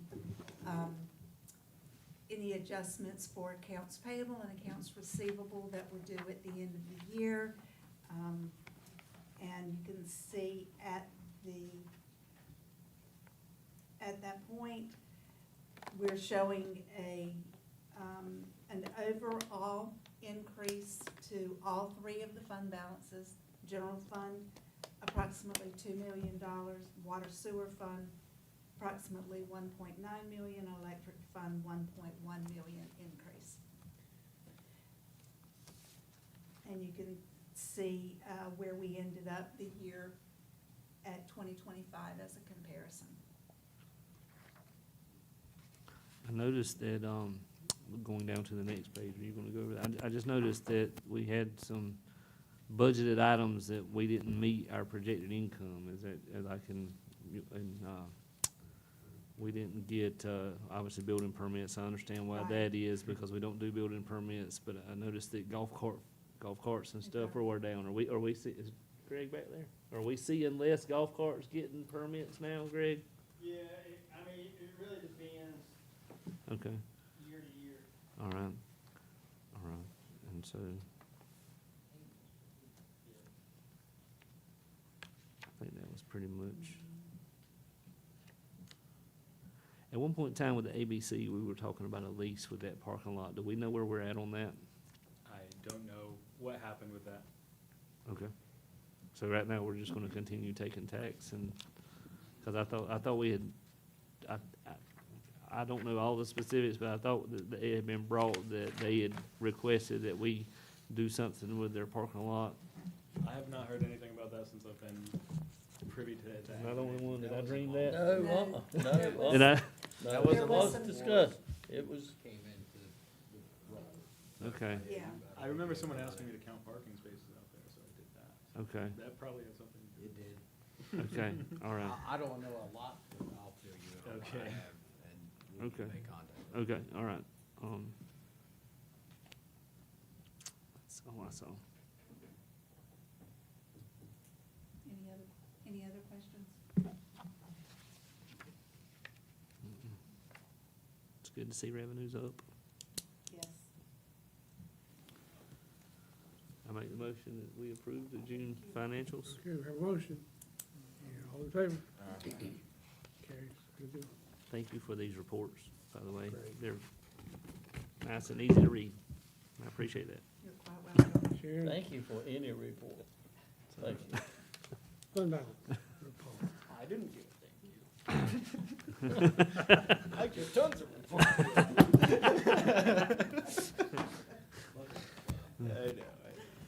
Yours is coming in closed session. No.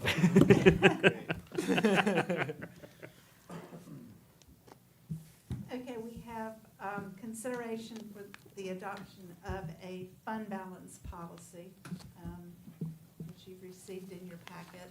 It goes to establishing minimum levels of,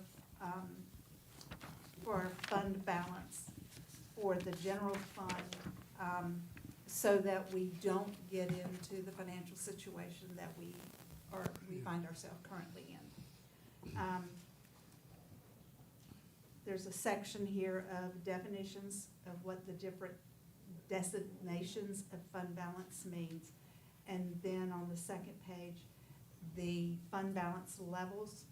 This is a fund balance policy that was recommended, a sample from the North Carolina Department of the State Treasurer's Office. And their levels of, percentage levels that they are recommending that we have. There is nothing in general statute that says we have to have a fund balance percentage, but the local government commission has set a percentage for your available fund balance at 34%, and if we don't meet that percentage, then you get put on the unit assistance list, and then they come in and start offering assistance to you. I think I saw Lucama or somebody get announced off of the UAL this week. Did y'all see that? Yeah. I'm ready to see that. Can we see, I'm ready to see that. It's probably gonna be a couple of more years. Well, it took them 3, so let's do 3 That's the years. goal? Let's get 3 years and get off of it, so, Do you have any questions about the policy? I like the policy, this isn't gonna cause any conundrums considering we're not at those percentages yet, No, right? this Okay. is a recommendation in that if you don't meet those levels, then you do things in the next budget year, because these percentages for the different fund balances are calculated at the end of the fiscal year. You can't, for instance, the available fund balance, you can't calculate what that's going to be until you have, you've gotten all of your accounts receivable, all of your accounts payables have been recorded. You've identified it and you have recorded them, because those are part of the reserve for state statute, that has to be set aside in your fund balance that comes away from your total fund balance. So these are calculated at the end of the year. And then once you've gotten your audit done and you see those percentages, if you don't make those percentages that are recommended in the policy, then you start looking forward and say, okay, this is what we're going to do if we have to reduce expenditures, whatever we have to do to get towards meeting those percentages. How do you feel right now as far as how we are looking at the LGC as far as what we have done and what they were looking for us to do? I think the LGC is okay with the things that we have proposed in the budget. Some of the positions that have been, continue to be frozen, and trying to maintain the expenditures at last year's level. Not doing any expansions. They had nothing really to say about the budget that was presented to them that we approved back in June. We still just have to send them 6-month reports. So in December, we'll send them the budget versus actual expenditure reports and revenue reports showing them what our position is at that time. If we're going over our expenditure projections or not collecting the revenues like we're supposed to, then they will have something to say about that. It looked like we went over in electrical at our year-to-date. If I get back to the June financials, I think we went over, was it electrical that we went over? Expenditures? We didn't? We budgeted in electric 6.9. That's last year's. That's last year's. That's 6/30/25. Okay, all right, all right. So yes, you'll see at electric, we're at $1.1 million Right. increase to the fund balance. Okay. Okay, and our total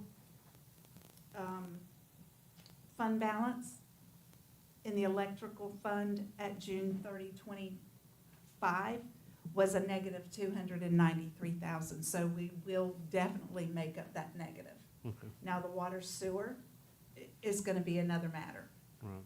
Okay, at June 30, 25, without capital assets, we were at a negative $1.8 million in our fund balance. Projected right now is $1.9 million increase to the fund balance.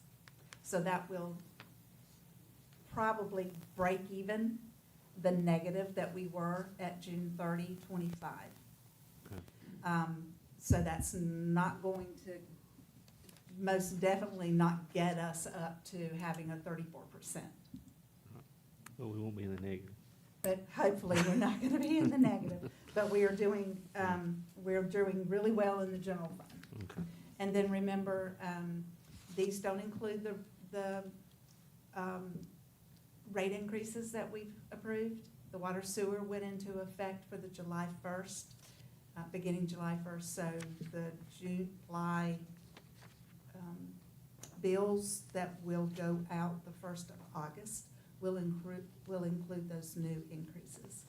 We did have, of course, the electric went into effect in April, so we've had a little bit of increased revenue from that. And we're still doing everything we can on the water and sewer studies. Yes. Yes. We're moving forward on those. Yes, sir. Or-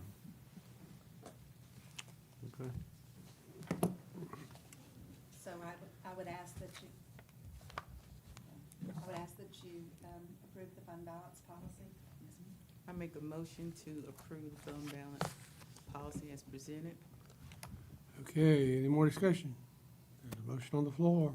All in favor? Aye. Opposed? Great, passes. Thank you. Thank you. Okay, town manager report.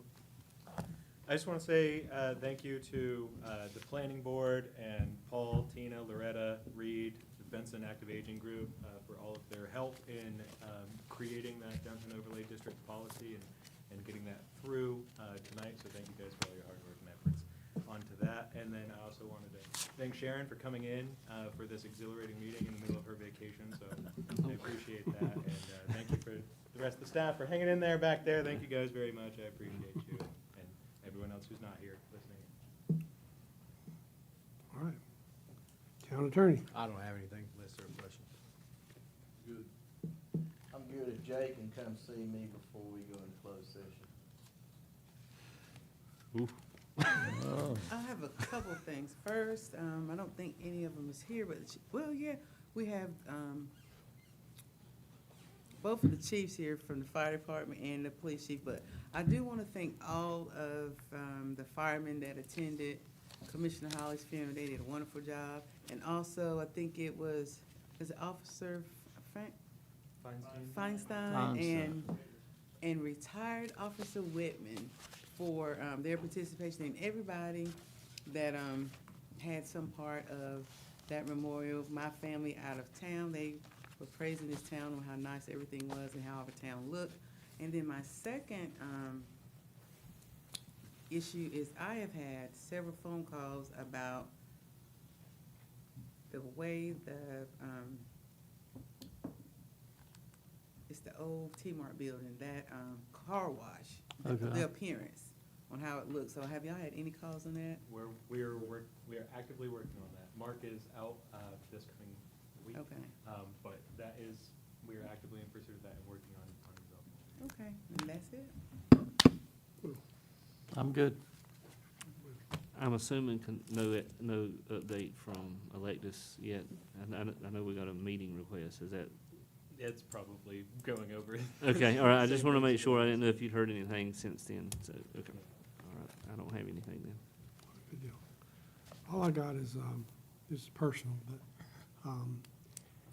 in girls softball, there were 64 all-star teams in our District 5, no, I'm in all the districts, and it came down to 16 in the state tournament, and our girls from Benson, Four Oaks, and Meta, and McGee's Crossroads finished third, so they did great. That's 8 and under. The 10 and under didn't do as well, but we won 5 games, so they played real well. The little girls did good, so I'm proud of them. So with that, anybody want to make a motion to go to closed session? I make a motion that we go into closed session under North Carolina General Statute 143.318.11A6, following a 2-minute recess for Commissioner Good deal. McClain. Closed session.